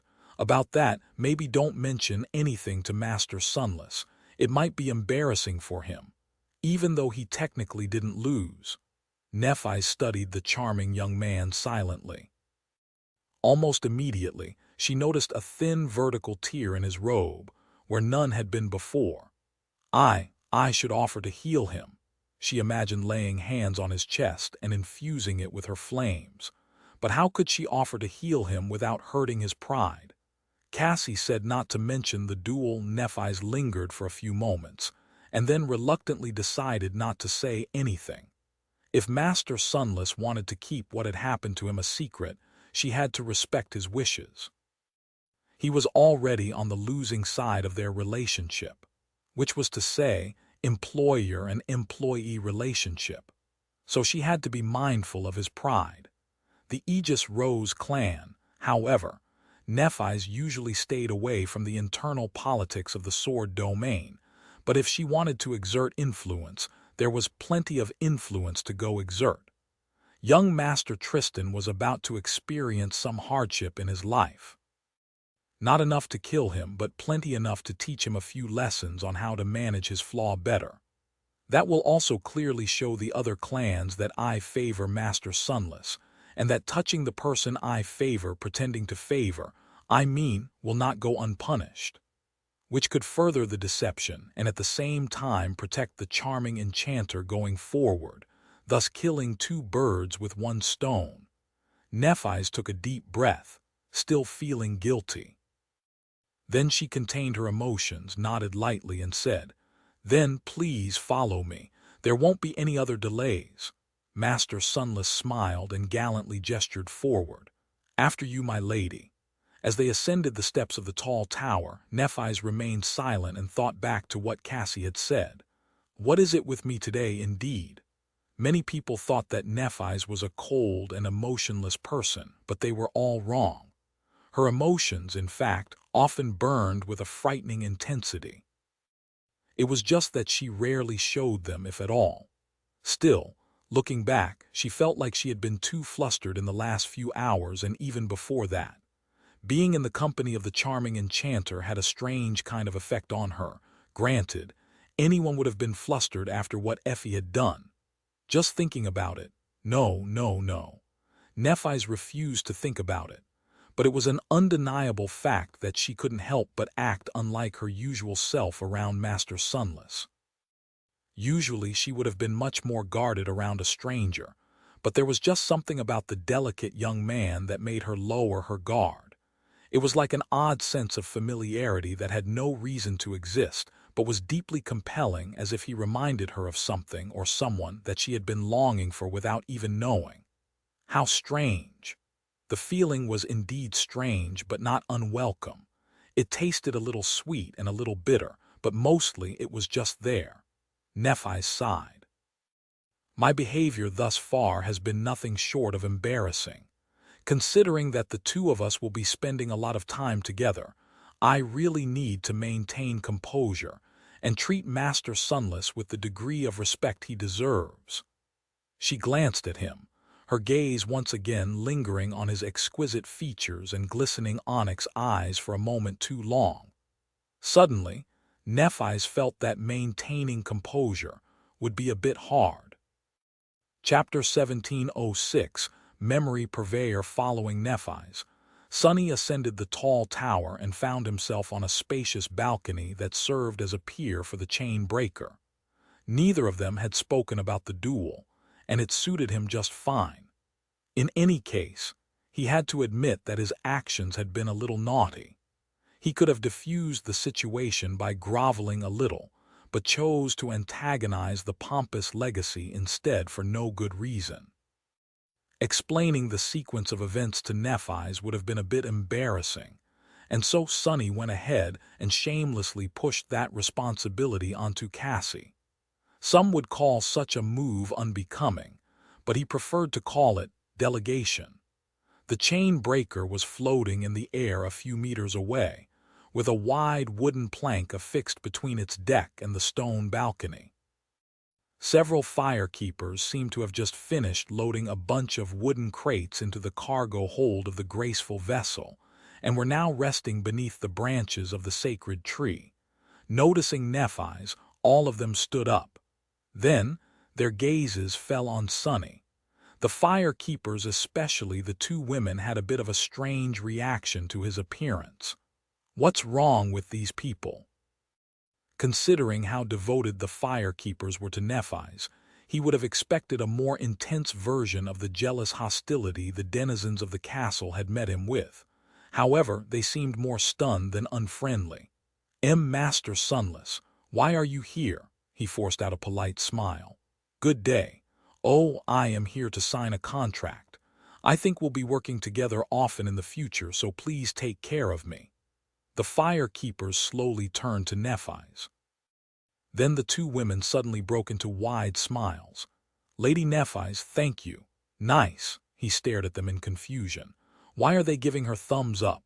The firekeepers frequented the brilliant emporium due to their friendship with Aiko, Perhaps they really liked his cooking and assumed that he would be employed as a chef. Was the food situation on the Ivory Island that bad? Nephi's coughed. Ah, yes. I've invited Master Sunless to the tower. Please get ready to ascend. They joined the fire keepers on the deck. The wooden plank was swiftly removed, the mooring cables untied, and no more than a minute later the flying ship slowly moved. The leaves of the sacred tree rustled as the chain breaker started to climb into the sky. Sonny looked up and studied it for a while, his gaze lingering on the golden fruits. What would happen if I fed these fruits to Rain? Currently, Rain was preparing to hunt an awakened demon in order to absorb some of its essence and push her own toward awakening. Such was the path most of the ancient people had followed, forging their fates in the crucible of combat. The fruits of the sacred tree contained essence, as well, so its existence was much more precious than the carriers of the spell could ever imagine. Granted, it was a rhetorical question. If Sonny simply wanted Rain to awaken, he would have showered her with soul shards and been done with it. But what he wanted was to make her strong enough to survive on her own, if need be. And so, cutting corners would do her more harm than good. It was the same reason why the legacy clans kept sending their children to face the winter solstice instead of safely bringing them to the dream realm in advance, by gaining access to a sovereign's gate. Sonny often clashed with legacies, but he had to admit that they did a lot of things right.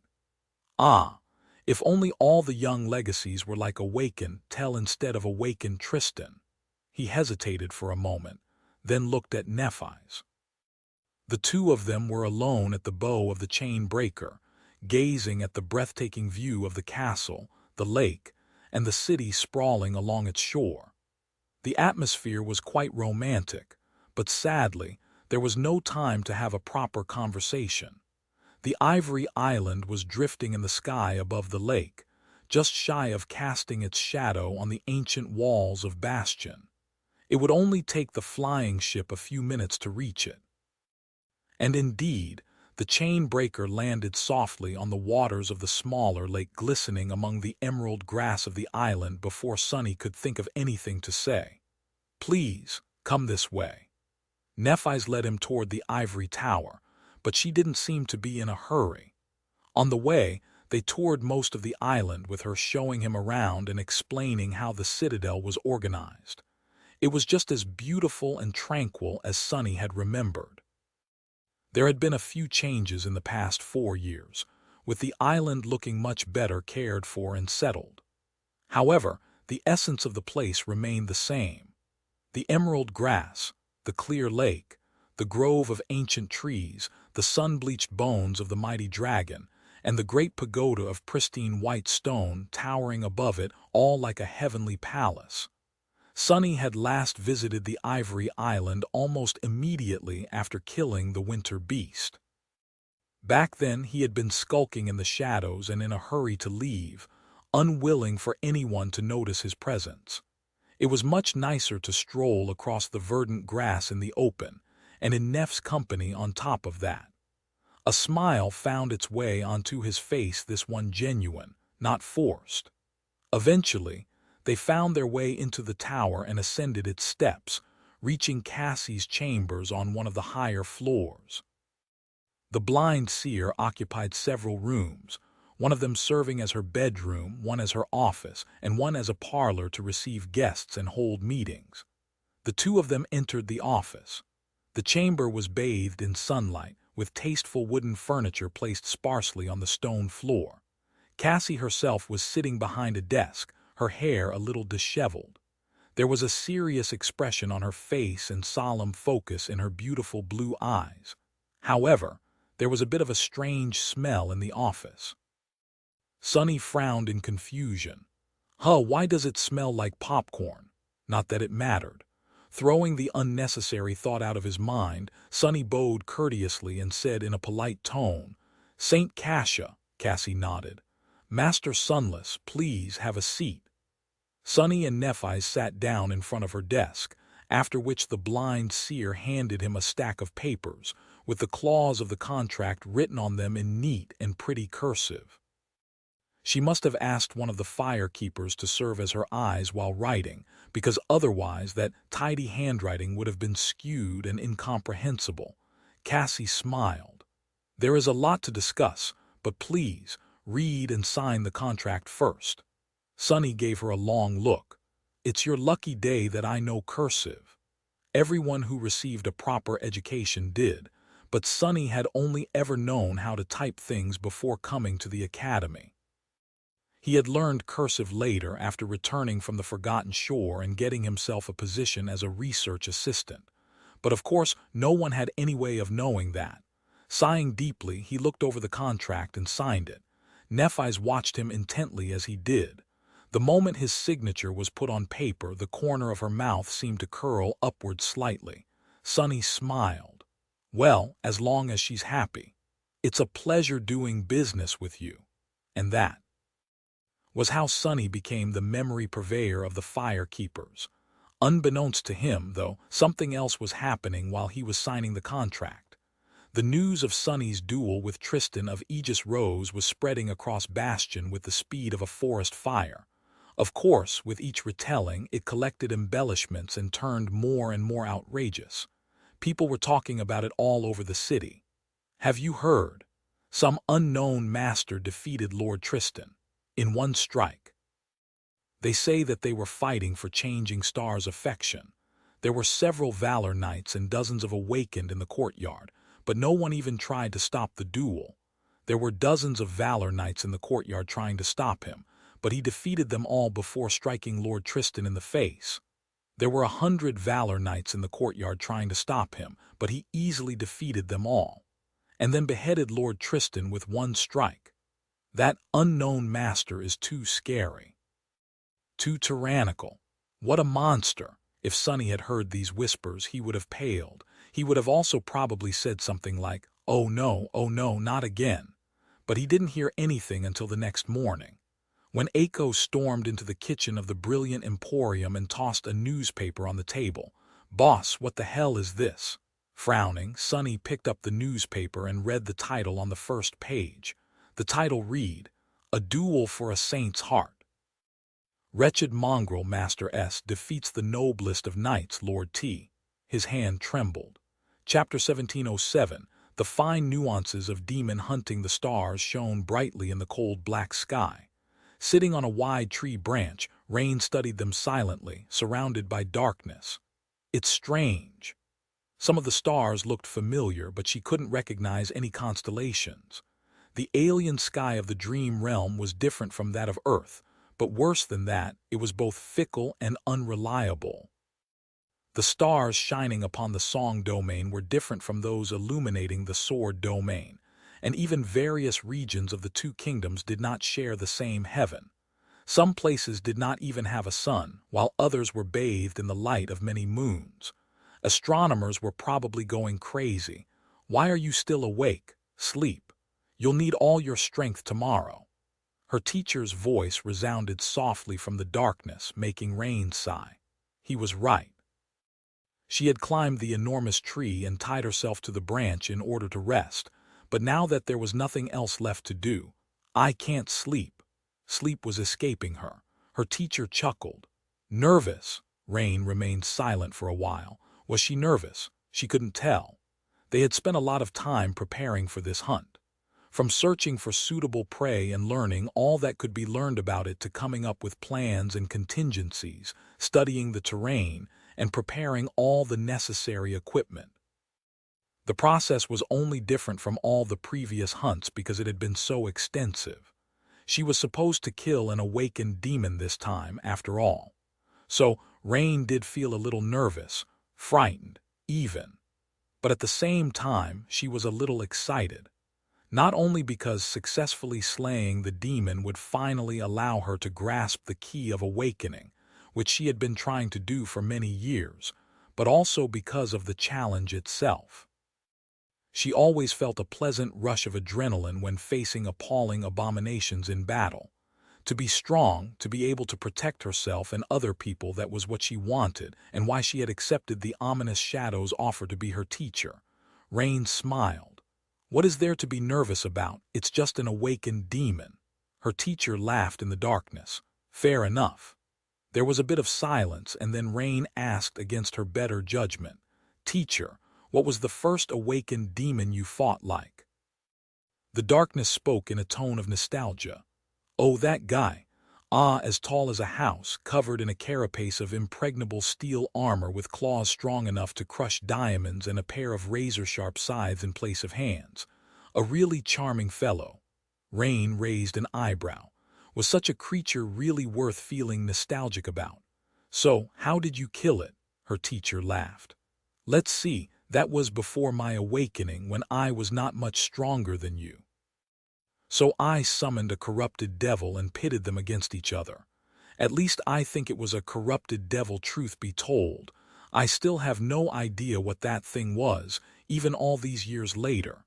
It sure was unforgettably creepy, though. He paused for a moment, and then added with a sigh, and then I acted as bait while my partner finished the wounded demon off. Rain opened her eyes wide, stunned. She wasn't even sure what shocked her more, the fact that her teacher had apparently been able to summon corrupted devils before awakening, or that he used to have a partner. Who would partner up with that insufferable bastard? Were they crazy? She hesitated for a moment, then asked curiously, Where's your partner now, teacher? The darkness remained silent for a while this time. Then he said in a carefree tone, Well, I imagine she's in a beautiful heavenly palace looking down upon us mortals. His tone was carefree, but for the first time Rain could feel a hint of a strange emotion in it. What did he mean? If her teacher was a dark deity, then could his partner be a celestial deity? No gods were dead, as were all the lesser divinities. Only nightmare creatures remained. So then, was his partner dead? Was that what he meant? Right, it made sense. Her teacher had once admitted to being thousands of years old, so anyone who had fought by his side before his awakening would have been dead for a very, very long time. Rain sighed, suddenly feeling pity for her poor teacher. Wishing to distract him from unpleasant memories, she asked, But how did you manage to summon a devil to fight that demon? He chuckled. By setting the demon on fire. Now enough talking, go to sleep. Setting the demon on fire, how does that even make sense? Full of confusion, Rain let out a long sigh and closed her eyes.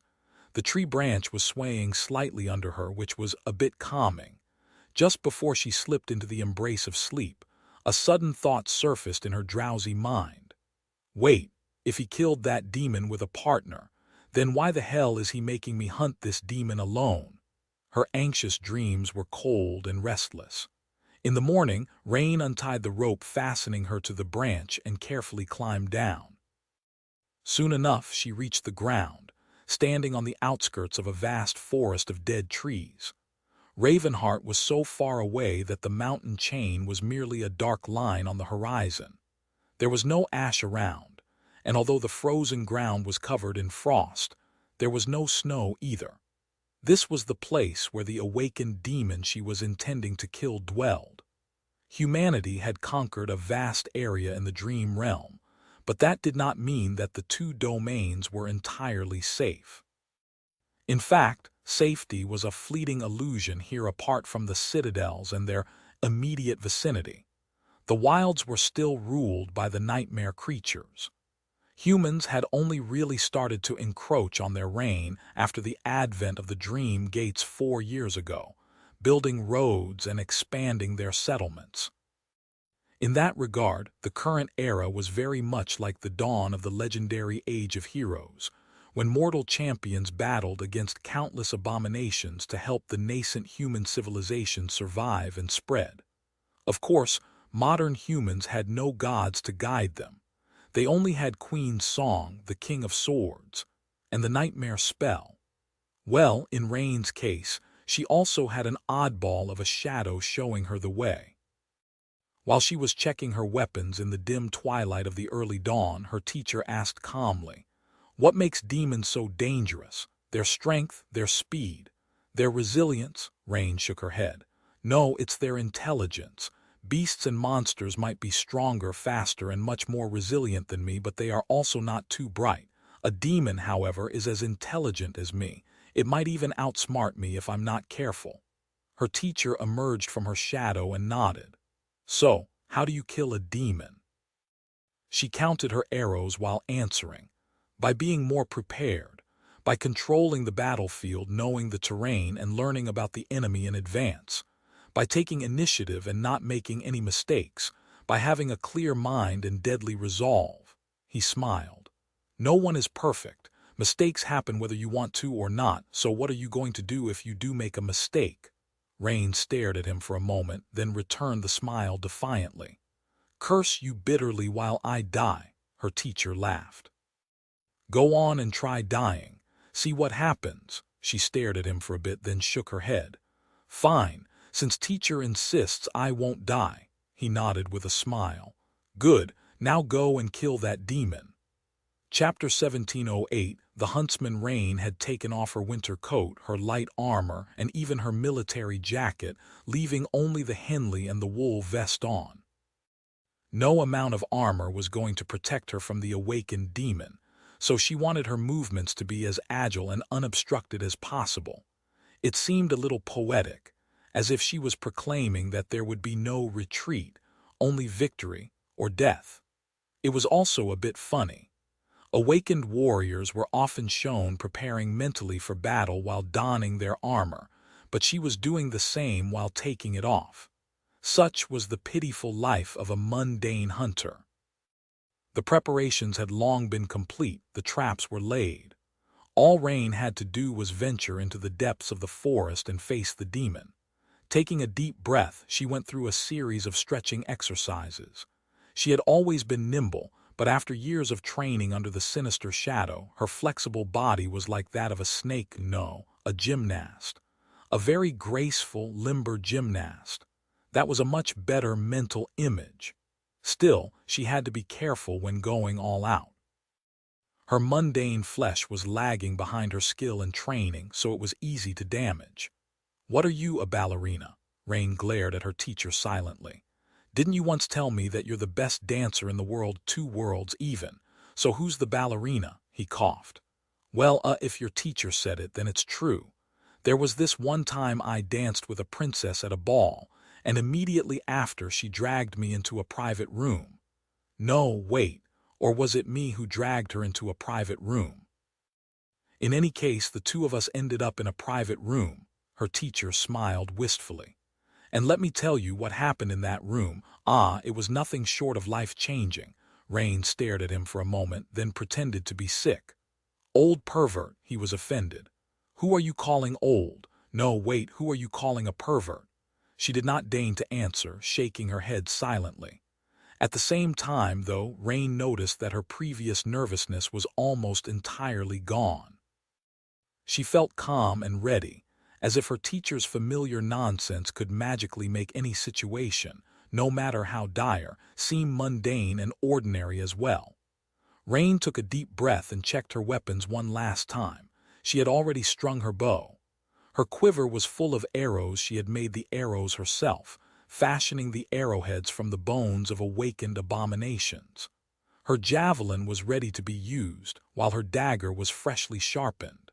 Finally, there was her sword. She drew the takai from the scabbard and studied its blade. At that moment her teacher suddenly spoke. "Wait a moment. For this hunt, I'll lend you something better." He walked closer and then bent down, reaching for the shadow of her sword. In the next moment something strange happened. Her teacher's hand seemed to reach into the ground and pull the shadow off it.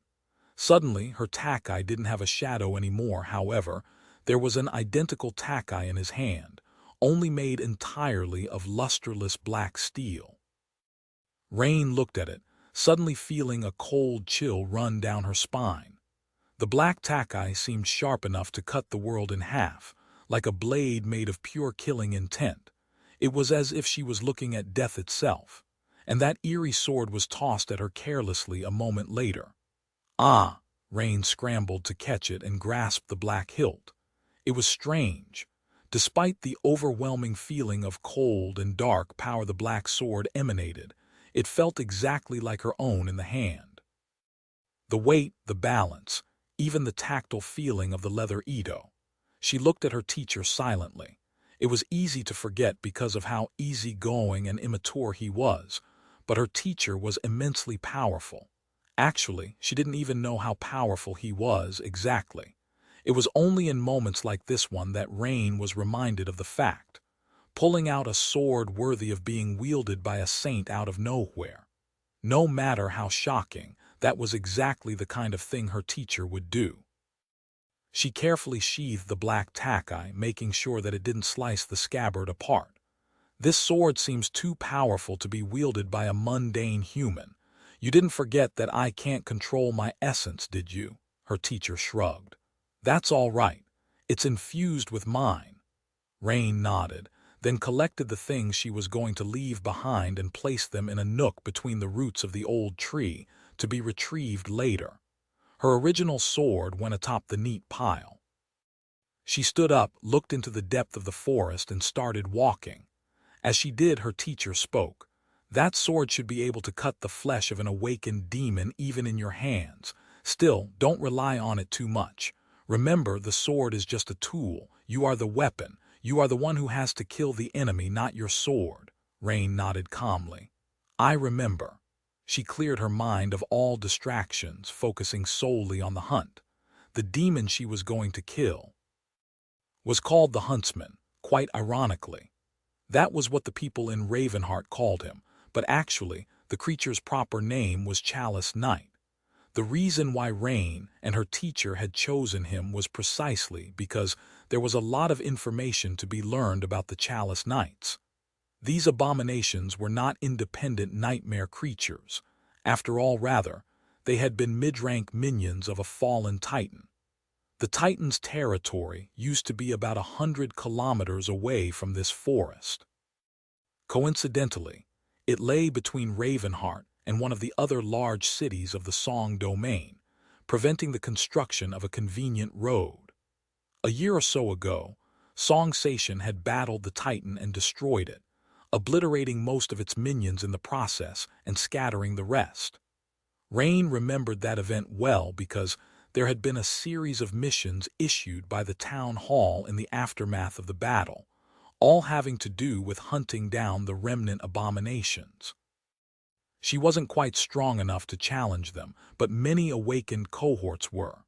So, the surviving minions of the slain Titan had been swiftly eradicated, all except for one Chalice Knight who had found his way into this forest. Despite the fact that the abomination had lost its monstrous steed, thus becoming much weaker, he still managed to decimate several cohorts that ventured into the forest to kill him. Perhaps there was something special about this particular demon, or perhaps the awakened warriors had come unprepared. In any case, they were forced to retreat, and the oddly fearsome Chalice Knight earned a foreboding nickname, the Huntsman. Rain did not consider herself to be stronger than the awakened fighters who had tried to slay the creature in the past. However, she was definitely much more cautious and prepared than they had been. So, she was going to hunt the Huntsman. Once she did, her essence would awaken, and she would be able to start forming a soul core. And once her soul core was formed, then, finally, she would be stronger. Chapter 17:09 Hunter's Prey. The Huntsman was so dangerous because he ruled the forest like a stealthy predator. He moved unseen and attacked from the mist and darkness, picking off his victims one by one. He also seemed to know the value of intimidation and mental pressure, displaying the mutilated corpses of his victims on the branches of the ancient trees for everyone to see. Or maybe skinning corpses simply spoke to the abomination's aesthetic sensibility. In any case, his human enemies often faced him already shaken and rattled, which was a deadly poison for anyone going into battle. Rain knew that she was approaching the creature's lair because she saw a human skeleton hanging in the trees, its bones clattering against each other in the wind. Her expression darkened. However, she wasn't shaken. She wasn't rattled either. Her mind was much too strong to be poisoned by fear. Instead, fear only sharpened it. I'll need to bury them properly after everything is over. She shivered not because of the morbid scene, but simply because she was cold. The battle would warm her up, though, so it was all right. Every time an awakened cohort ventured into the forest, the huntsman was in no hurry to attack.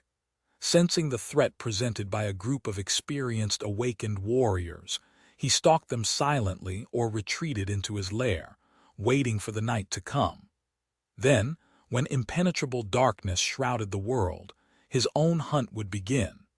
Rain was not a cohort of awakened warriors, so she was pretty sure that the demon would not wait to attack her. It was for the best she knew that if she failed to slay the enemy before nightfall, her chances of survival would drop to zero. And yet the huntsman had not shown himself yet. What was he waiting for? She frowned, then glanced at her shadow. Could it be that the demon is afraid of you, teacher? A calm voice resounded from the darkness. It is highly unlikely. I am very hard to notice when I'm hiding in the shadows. There is a much simpler explanation, don't you think? Rain nodded. Indeed, there was. The huntsman was not omniscient, after all. He simply had not noticed her yet, which was what she had been hoping for. Rain knew that she wasn't strong enough to face an awakened demon in a direct confrontation, which meant that she had to rely on traps to even the odds. The problem was that even luring such a creature into a trap was problematic, because he was much faster than her. Well, if he doesn't want to welcome me, she was going to have to announce her arrival. Soon the smell of blood and smoke permeated the forest. There was no sound. Not even a single branch trembled. And yet there was a dangerous presence moving through the forest, somehow remaining unseen. Rain could feel it. Her intuition, which she had honed through dozens of hunts, was telling her that a deadly foe was approaching. Sitting on a branch downwind of where the smell of smoke was coming from, her skin smeared in ash to mask her scent, she was watching the forest intently. Even then, she was only using her peripheral vision to observe it. Many nightmare creatures could sense when a gaze was directed at them, so she knew better than to stare. It was for that reason that she managed to notice a small anomaly in the surrounding area. The patterns of frost on the ground were broken. It was as though someone heavy had walked past, leaving footprints on the frozen soil, and yet avoided her sight completely. He's like a chameleon. Once she knew what to look for, Rain quickly managed to notice a subtle anomaly. There was a patch of air that seemed to be a little hazy, but still transparent, as if distorted by heat. But how could there be heat in this frigid cold? No, the almost unnoticeable distortion was the masked figure of the huntsman, moving noiselessly in the direction of the smoke. The demon was cautious and prudent, but not as prudent and cautious as she was. That was because Rain was weak and had no other choice but to remain humble. No wonder so many awakened were defeated by this demon. This Chalice night was a bit special indeed. Luckily, Rain had known about that strange ability of his in advance. She had talked to the members of the cohorts who had ventured into the forest to slay the huntsman in the past, and learned quite a bit about this abomination. That was why she had come prepared. She held her breath, feeling the world grow stark and clear. Her battle-ready mind entered the state of clarity. That state, she had been quite angry at her teacher for how vague and confounding his explanations about the meaning of clarity were. But after finally mastering it, Rain finally understood every word. Master the body, master the mind. The essence of combat was murder, and every action she took in combat only served one of two purposes: to kill the enemy or to prevent the enemy from killing her. Something like that could not be explained with words, only learned in battle. However, once Rain truly understood that unfathomably deep but simple truth, every battle she had fought after that was easier. Time seemed to slow down as her perception expanded. Her thoughts accelerated, and at the same time the scope of the world grew narrower, eliminating all unnecessary distractions. She could feel every minute detail of her environment with striking sharpness, from the direction of the wind to the slowly dancing snowflakes. Down below, The almost invisible menace slowly approached the bonfire she had made with wet branches, and the butchered corpse of a dormant beast she had laid as bait. It was time to strike. There was no way back anymore. Drawing her bow, she finally allowed her gaze to fall directly on the empty space where the huntsman was supposed to be, and let the arrow fly. Rain had thought that her shot was immaculate and almost impossibly swift. From the moment she knocked the arrow to the moment she let go of the string, less than a heartbeat passed, and yet, frighteningly, that single heartbeat was enough for the demon to react. She couldn't see his movements, but the vague patch of subtly hazy air shifted at an impossible speed. The arrow flashed past. But that was all right. Rain had not been aiming at the invisible abomination anyway. Instead, she aimed at a burlap sack hanging above the bonfire. The arrow split it open, and fine powder poured into the air. It was not gunpowder, nor was it some expensive alchemical concoction. It was simple flour. However, when the cloud of flour ignited, it still produced a fiery flash. That flash couldn't be called a proper explosion, really, since there was no closed vessel to contain it, but it still served its purpose, that was, to cover the huntsman in soot. Suddenly, his invisible form was not that invisible anymore. In fact, whatever camouflage the creature had been using was broken by the rain of burning flour, and Rain finally saw the huntsman in all his vile glory. Chapter 17:10.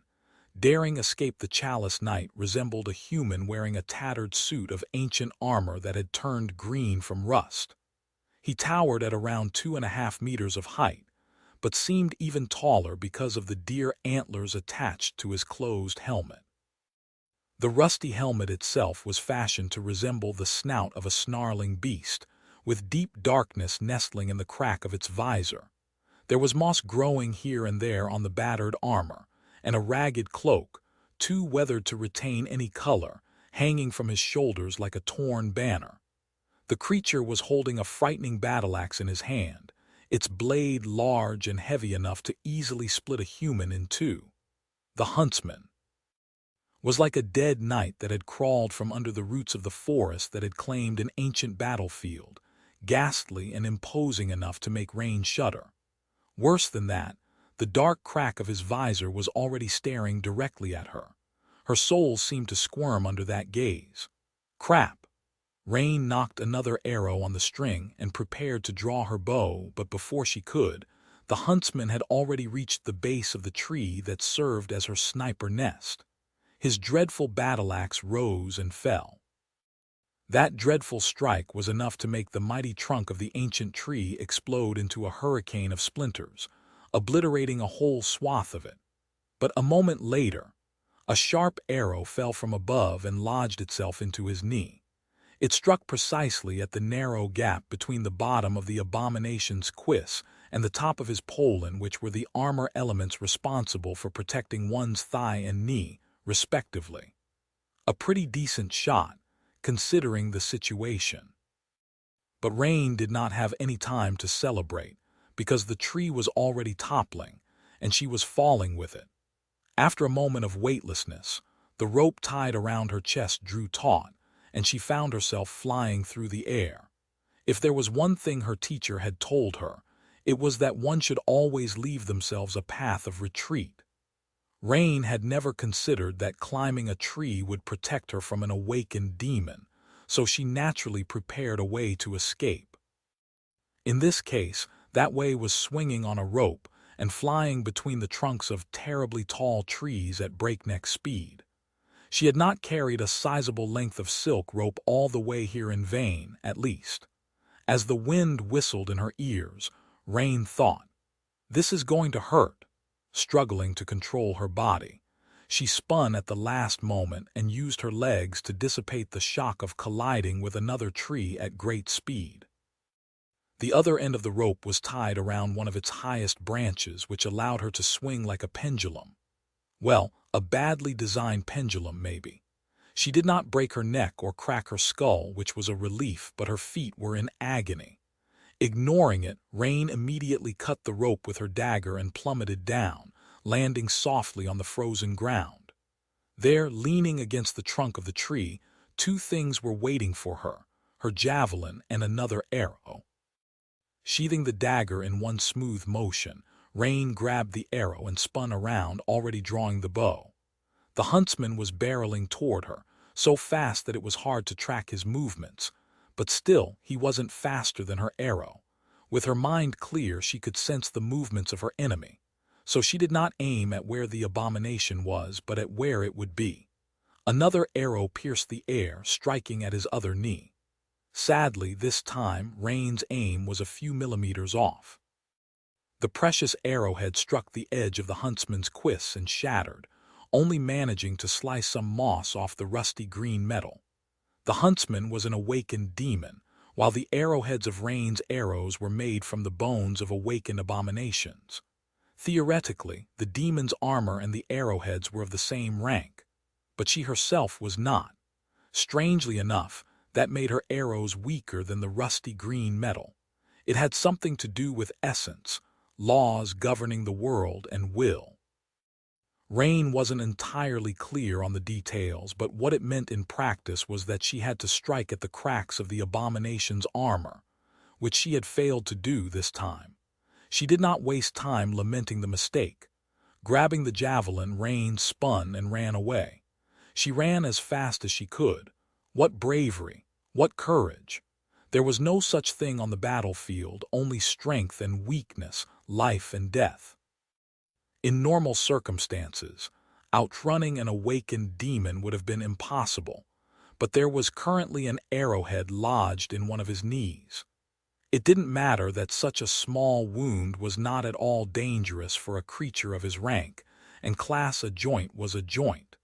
And if there was something disrupting the joint's function, even a demon would be slowed down. Rain had specifically fashioned the arrowheads in a way that would make removing them nearly impossible, unless the victim wanted to take a sizable chunk of flesh out with them. So even if the shaft of the arrow was broken, the damage still remained. Granted, it would have been much better if both of the huntsman's knees were hurt, because now she really did not know if she would be able to escape his axe long enough to accomplish her goal. Run! Run! Gritting her teeth, Rain did the unthinkable. She tossed away her bow. That was a terrible loss, not because she was afraid to lose it, but because the quiver of arrows she had hidden up ahead would be useless without it. But she had to sacrifice something, and her javelin seemed much more useful in a battle against such a large foe. As for her sword, well, her teacher had given it to her. She would never discard it. She felt incredibly lucky about leaving her coat and armor on the outskirts of the forest. Run, God damn you! Rain did not have eyes on the back of her head, but she could feel the ground trembling and hear the branches snapping behind her.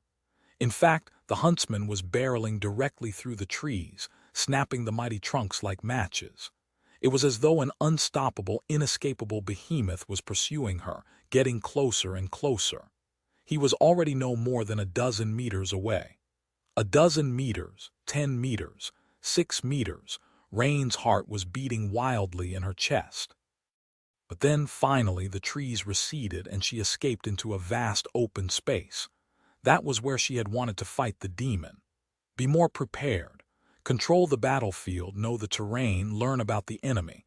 Take the initiative and don't make any mistakes. Have a clear mind and deadly resolve. That was the recipe for winning a battle against a demon. Any battle, really. So this was the battlefield that Rain had chosen. The open space in front of her was a swamp that hid in the depths of the forest. Currently it was frozen over, the treacherous depths encased in a layer of ice. The ice was covered by a thin carpet of snow. Rain was light enough to walk on the ice without falling under its surface. The huntsman, though, with his frightening size, heavy armor, and dreadful battle-axe, he was going to have a bit of a problem. Feeling death approaching her from behind, Rain did not waste a single moment and stepped onto the hidden ice. Chapter 17:11. On thin ice, Rain was ready to step on the ice when something inside her screamed. Perhaps it was because of the subtle change in the sounds behind her, Or perhaps it was because of the change in the currents of the wind. Perhaps she had subconsciously noticed the shadow moving unnaturally around her. In any case, she didn't hesitate even for a split second before throwing her body down. An experienced warrior did not allow themselves to be ruled by instinct, but they also never ignored it.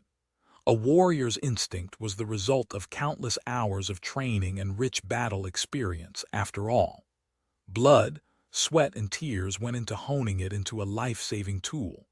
Rain dodged, and in the next moment her side was pierced by a flash of blinding pain.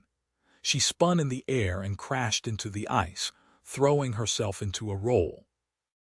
A moment later, Rain was already on her feet, sliding back as she held the javelin between herself and the enemy. A muffled groan escaped from her lips. The huntsman was spinning his grotesque battle axe, a few drops of blood marring its heavy green blade. Damn it! Rain briefly glanced down to assess the damage. It wasn't anything serious. The axe barely grazed her, leaving a long cut across her ribs. But if she had been even a little bit slower, it would have split her open like a log. More stitching. It was a little absurd, but she was more upset about having to mend her bodysuit than about receiving a wound. Her body was much more resilient than the threadbare bodysuit after all. You bastard! As soon as the words left her mouth, the demon took a step forward. Suddenly, they were surrounded by silence. The huntsman entered the vast clearing, his armored boots sinking into the snow. Simultaneously, Rain backed away from his towering figure. They were like a fearsome predator and its powerless prey, the predator preparing for a lethal lunge, the prey raising its quills in a vain hope to save itself. The heavy javelin usually gave Rain confidence, but in front of the dreadful master of the frozen forest, it seemed a fragile willow branch. Come on, come closer. She needed to lure him into the depths of the swamp, but to Rain's outrage, the abomination halted after barely stepping on the ice. The darkness nestling in his helmet moved mockingly, and he raised the axe, pointing it at her. Curse you! The demon was just as smart as she was, so he seemed to have easily recognized the threat that a thin layer of ice hiding the treacherous swamp posed to him. Rain had expected as much. She smiled darkly and continued backing away, increasing the distance between them with each passing moment. Demons were intelligent, but they were also absolutely crazy, like all nightmare creatures were. She could allow herself to walk away from the battle if she wanted to. But could the huntsman allow a human soul to escape from his clutches? She didn't think so. And indeed, out there on the shore of the frozen swamp, the demon's fingers twitched. He stared at her silently, making Rain's skin crawl, and then let out a frenzied growl. Coming from inside the huntsman's helmet, which was shaped to resemble the snarling snout of a beast, his growl sounded more than a little bit menacing. Rain's mouth was suddenly dry. Really? Wow, come get me then. The demon struck the ground with his axe, sending a tremor through it, and then took another step. An echoing, melodious sound resounded from below them as the cover of ice started to crack. She prepared herself. In the next moment, the huntsman lunged forward with stunning speed. The wind howled as his massive body tore through it, the terrible axe rising to deliver a fatal strike. It all happened very fast. As the demon was advancing, his foot fell through the ice, and in the next moment he plummeted down. Black water and pieces of ice flew into the air as if there was an explosion, and Rain felt the swamp tremble. Cold drops pelted her face. Of course, water alone was not going to slow the huntsman down. A human would have been rendered helpless by the need to struggle against its weight, but an awakened demon was powerful enough to shrug such a burden off without any effort.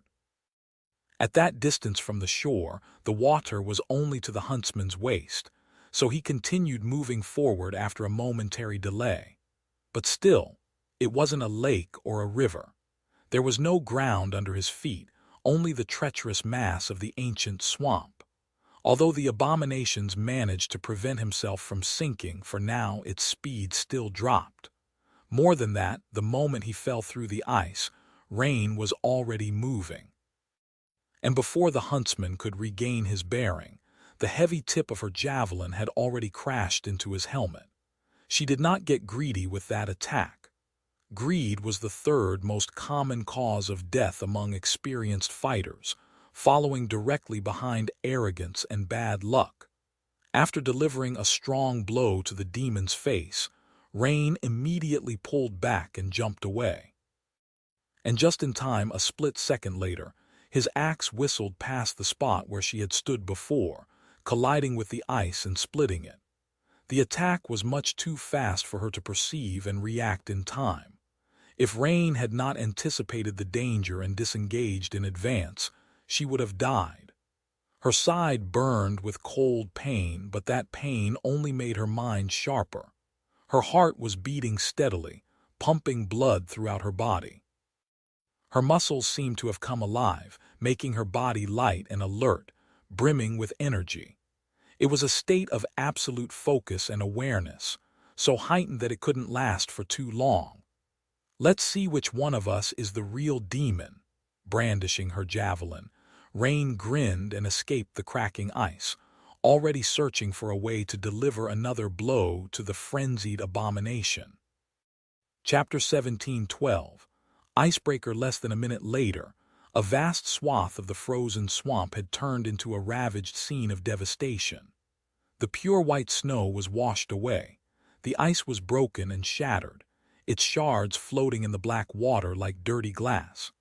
The water itself was restless, boiling and rippling from the furious movements of the huntsman and the escaping gas. The swamp was trying to swallow the frenzied abomination, but was getting battered by him instead. The demon would sink deeper from time to time, but then tear himself from the insidious embrace of the marsh. Even though that struggle allowed Rain to survive so far, it was not enough to grant her victory. She was breathing laboriously. Rain had continued to retreat deeper into the swamp, and the demon continued to pursue her like a demented executioner. She had delivered more than a dozen strikes to him, but none dealt any serious damage. Even when her javelin pierced the cracks of the huntsman's armor, it felt as if she was trying to cut wet fur. Rain did do some damage to the hidden flesh of the demon, but not nearly enough to matter. At the same time, her own body was not faring well. She had not been cut by the dreadful battle axe again, so there was little blood, relatively speaking. However, there were bruises. In fact, after being tossed around by the furious power of the demon's blows, Rain felt like her entire body was one giant bruise by now. And that was even considering that she fought as cautiously and cowardly as she could. The huntsman had much longer limbs, and his battle axe had much more reach than the black sword her teacher had given her. So, even if Rain was willing to risk clashing with the abomination face to face despite being slower and weaker than him, he would have held a great advantage. Stories like to speak about exalted skill and unbreakable resolve, but in a real fight the outcome was often decided by the most mundane of things. Reach trumped skill, and weight definitely trumped will. Well, perhaps it was different for the Awakened, whose power refused to obey common sense. But for someone like Rain, having a longer weapon meant emerging victorious more often than not, which was why she did not draw her sword yet, relying instead on the heavy javelin. It's all right. Her javelin was crafted from the same material as her arrows, and it was not as if a mundane human could not leave a scratch on the body of an awakened abomination. In fact, it was entirely possible to slay one, just a bit hard. Things would have been different if Rain was facing a fallen nightmare creature, but then again, she would have never allowed herself to end up in such a situation. Her teacher tasked her with slaying an awakened demon precisely because it was not impossible for her to succeed. It was just that. The huntsman had proven to be much tougher than she had anticipated. Rain had expected to be powerless against his armor, but even when she managed to bypass it, the result was minimal. It was as though there was another layer of protection hiding behind the suit of rusted green armor. Something had to change. The demon was just as domineering and frightening as before, his movements just as foreboding. Rain, on the other hand, was starting to feel tired. Not only did she have to attack and dodge the terrible axe, but she also had to be careful about the ice if she fell under it. Then she would die from her own trap. And with more and more of the ice ending up shattered, staying away from the black swamp was becoming more and more difficult. Her lungs felt like they were on fire. And not only because she was pushing her resilient body too far, the air reeked, as well, full of foul gases released when the ice encasing the swamp was broken. Something had to change soon. Luckily, a change was coming up. Not too far behind her and drawing closer with each frenetic sequence of offense and retreat was a twisted tree. The tree itself did not mean anything, but the fact that it stood in the middle of a swamp meant that there was enough soil there to support its roots. There was a tiny island underneath the tree which could save Rain or doom her. To hell with it. Rain was about to take another step back, but then paused and stood her ground instead. Her body tensed like a powerful spring and surged with strength. From her feet to her thighs, through her core to her shoulder, and finally into her arm, a powerful force was transferred and multiplied. And as Rain's torso turned, her arm flew forward like a whip. She let go of the javelin. The heavy weapon flashed through frigid air, dove under the huntsman's axe, and plunged deeply into the crack on his rusty breastplate. The power of her throw was dire enough to give the demon a momentary pause. Using that short moment, Rain turned around and dashed toward the distant tree. She knew that the abomination would follow, but it was slowed down by the swamp, sinking deeper the deeper they ventured into it. By now, the dirty water was already above the huntsman's waist, and his speed had dropped significantly. Rain ran to the tiny island, pursued by the sound of breaking ice and surging water. There was just barely enough time. Reaching the tree, she ignored the quiver of arrows hidden beneath its branches. Without a bow, they were all but useless now. Instead, she grabbed something else, a bottle of hard liquor her teacher had procured somewhere the day she turned 20. Currently, there was a length of cloth dangling from the mouth of the bottle. His voice suddenly resounded from the shadows. Wait, what are you doing, ungrateful brat? That's my most expensive bottle, you know." Rain ignored the startled voice and produced a brass lighter. She wasn't fond of drinking anyway. No, really, what had he been thinking, gifting a young girl alcohol? What kind of attitude was that for a teacher? Had her teacher been a delinquent in his youth? Igniting the cloth, Rain stood up and swiftly turned around. The huntsman was barreling toward her like a frenzied icebreaker.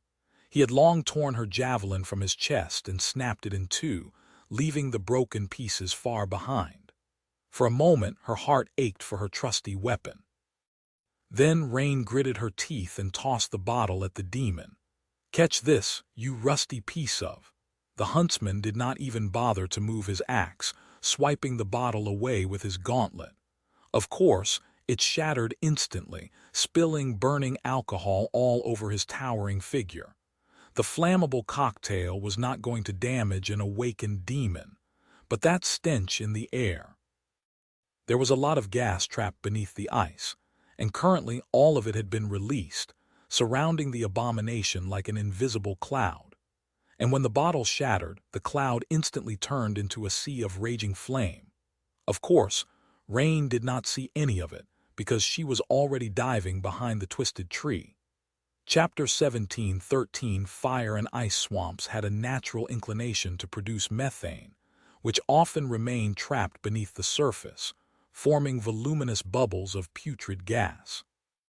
And those were only the swamps of the waking world, which were much safer than the marshes of the dream realm. Well, at least they had been before the dark times. In times of war, humanity had unleashed all kinds of weaponized horrors upon itself. So today, there was no telling what kind of buried plagues could be released into the world if someone went around digging in the swamps of Europe or the northern quadrant. The dream realm might have actually been safer in that regard. None of it mattered to Rain, though. What mattered for her was that methane was highly flammable, and so when the huntsman shattered the liquor bottle, it ignited. Crap! Diving behind the tree, Rain pressed her body into the ground and covered her ears. In the next moment she was momentarily blinded by a violent flash. Then she was assaulted by unbearable heat. And then the entire world shuddered. Ah! Rain was tossed into the air as the tree she had been hiding behind was obliterated. That was not supposed to happen. Marsh gas could ignite and burn but not explode, and especially not so fiercely, at least not under an open sky.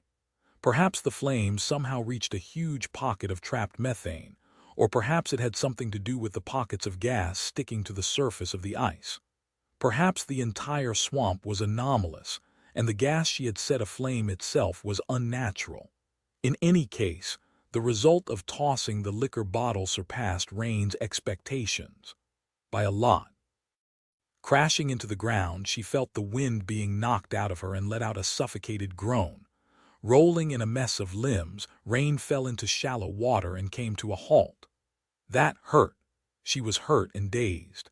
But there was no time for such frivolous things as pain and disorientation.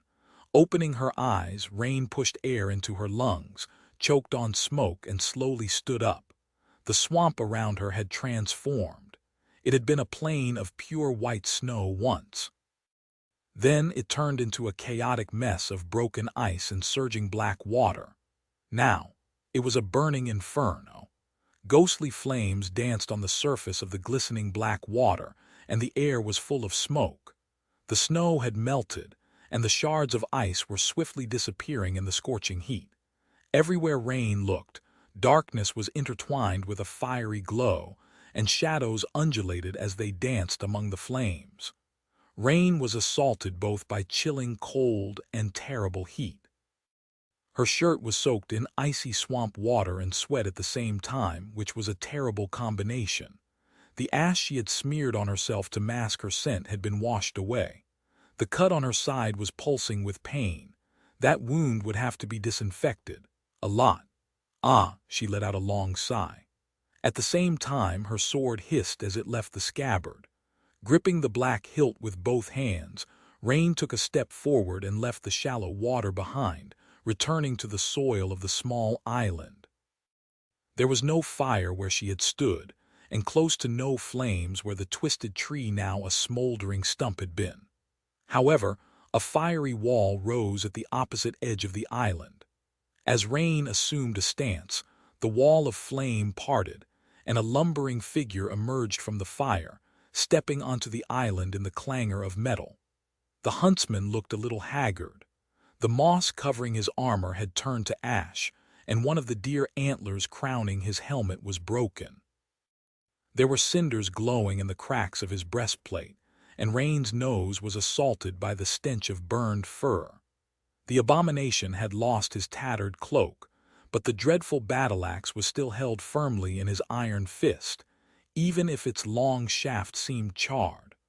Almost twice as tall as Rain was, the ancient demon towered above her like a grim reaper. The darkness nestled in the crack of his bestial visor was full of frenzied fury. But she couldn't help but notice that the huntsman was hunching slightly, as if suffering from grievous wounds. Her lips twisted into a dark smile against her will. What a pity. There's nowhere for me to retreat until the flames die. Would you mind waiting patiently for a minute or two? Instead of answering, the huntsman raised his harrowing axe. Rain's dark eyes glistened. Didn't think so. Well then, I'll just have to kill you bastard right here. A split second later, she was already moving. Of course, the huntsman was moving as well, and a lot faster than her, despite weighing at least 5 times as much. But Rain knew how he was going to act and where he was going to move. It was not because she had a prophetic gift or could read the abomination's mind. It was simply because she understood his physical limits from doing her research and observing him in battle, as well as because of her knowledge of combat. She knew how to wield a polearm and how one proficient in the use of a great axe would most likely attack. She knew all the elements that comprised such a suit of full-plate armor, how they were fastened to one's body and to each other, and what limitations to one's movements they would cause. She knew that the demon would favor his right leg because his right knee was not damaged, and that he would protect the left side of his chest more, since the breastplate there was cracked, and the flesh beneath had already been pierced by her javelin. Most of all, she knew that the huntsman was boiling with demented wrath. That mad frenzy clouded his judgment and made his actions more predictable. So she had a few advantages of her own. As the flames danced and the small island quaked from the heavy burden of the demon's footsteps, she dashed forward and met him with a flash of her black sword. The harrowing battle-axe would have split her in two if she had not sidestepped at the last moment. Rain had managed to evade the attack, albeit just barely. Still, the length of the axe and the huntsman's arm length were too great for her to strike at the towering abomination. But she had not aimed at the demon's mighty body. Instead, she aimed at the axe. Just as the fearsome weapon flashed past her, the black sword fell in pursuit and severed the charred shaft cleanly. It had avoided the metal bands reinforcing it and bit into the burned wood, slicing through it as if it was butter. The axe blade sunk into the muddy soil, and the huntsman's balance was suddenly disrupted without its weight. Now holding only a severed shaft in his hands, the demon staggered and fell heavily to one knee. The ground quaked. In that moment, Rain could finally reach his body with her sword. Chapter 17:14. Apex Predator. The enemy was in front of her, kneeling and momentarily vulnerable. Who knew how long that vulnerability would last? The demon would most likely regain his bearing a heartbeat later. Everything inside Rain screamed for her to attack, to throw her body forward and slay the abomination before that happened. After all, she could not be sure that there would be another chance later. Adrenaline flooded her bloodstream and her heart thundered feverishly. Her pupils widened, her mind drowning in excitement, fear, and frenetic urgency. But at the same time, the memory of the teacher's arrogant voice rang in her ears. Bruise. What do you mean it will leave a bruise? Listen, disciple, you should be grateful to your kind and gentle teacher for educating you so tenderly. The last time I made such a mistake, I was stepped on by a mountain. Now that left a bruise. It was the mark of a skilled warrior to keep a cool head in the middle of the fiercest of battles. And so, she suppressed her excitement, ignored her fear, and cast away her sense of urgency. Don't be greedy. Greed will get you killed. It is a sin, and only those strong enough to bear the consequences have the right to be sinful. Rain did not abandon her caution and attacked calmly. The tip of her black sword slid into the seam of the huntsman's breastplate, plunging deep into his side. This time there was very little resistance. Unlike her javelin, the dark tackle pierced the demon's flesh almost effortlessly. But instead of leaning into the thrust or twisting the blade to wreak more damage, Rain immediately pulled it back and jumped away. And just in time. Although the huntsman seemed momentarily dazed and his weapon had been destroyed, his fist was already tearing the air with stunning speed. If Rain had been a split second too slow to disengage, her head would have been turned into bloody pulp. As it was, she had enough time to block with the dark tackle and receive the harrowing blow on its blade. She was thrown backward like a rag doll, which was the intended outcome. If Rain had been stubborn and tried to stand her ground, her body would have received the bulk of the impact. But by allowing her to be carried away, she dissipated the force greatly. It still hurt like hell. It felt like every bone in her body was about to burst. But they didn't. Rain was tossed back into the shallow water once again and skidded in the mud.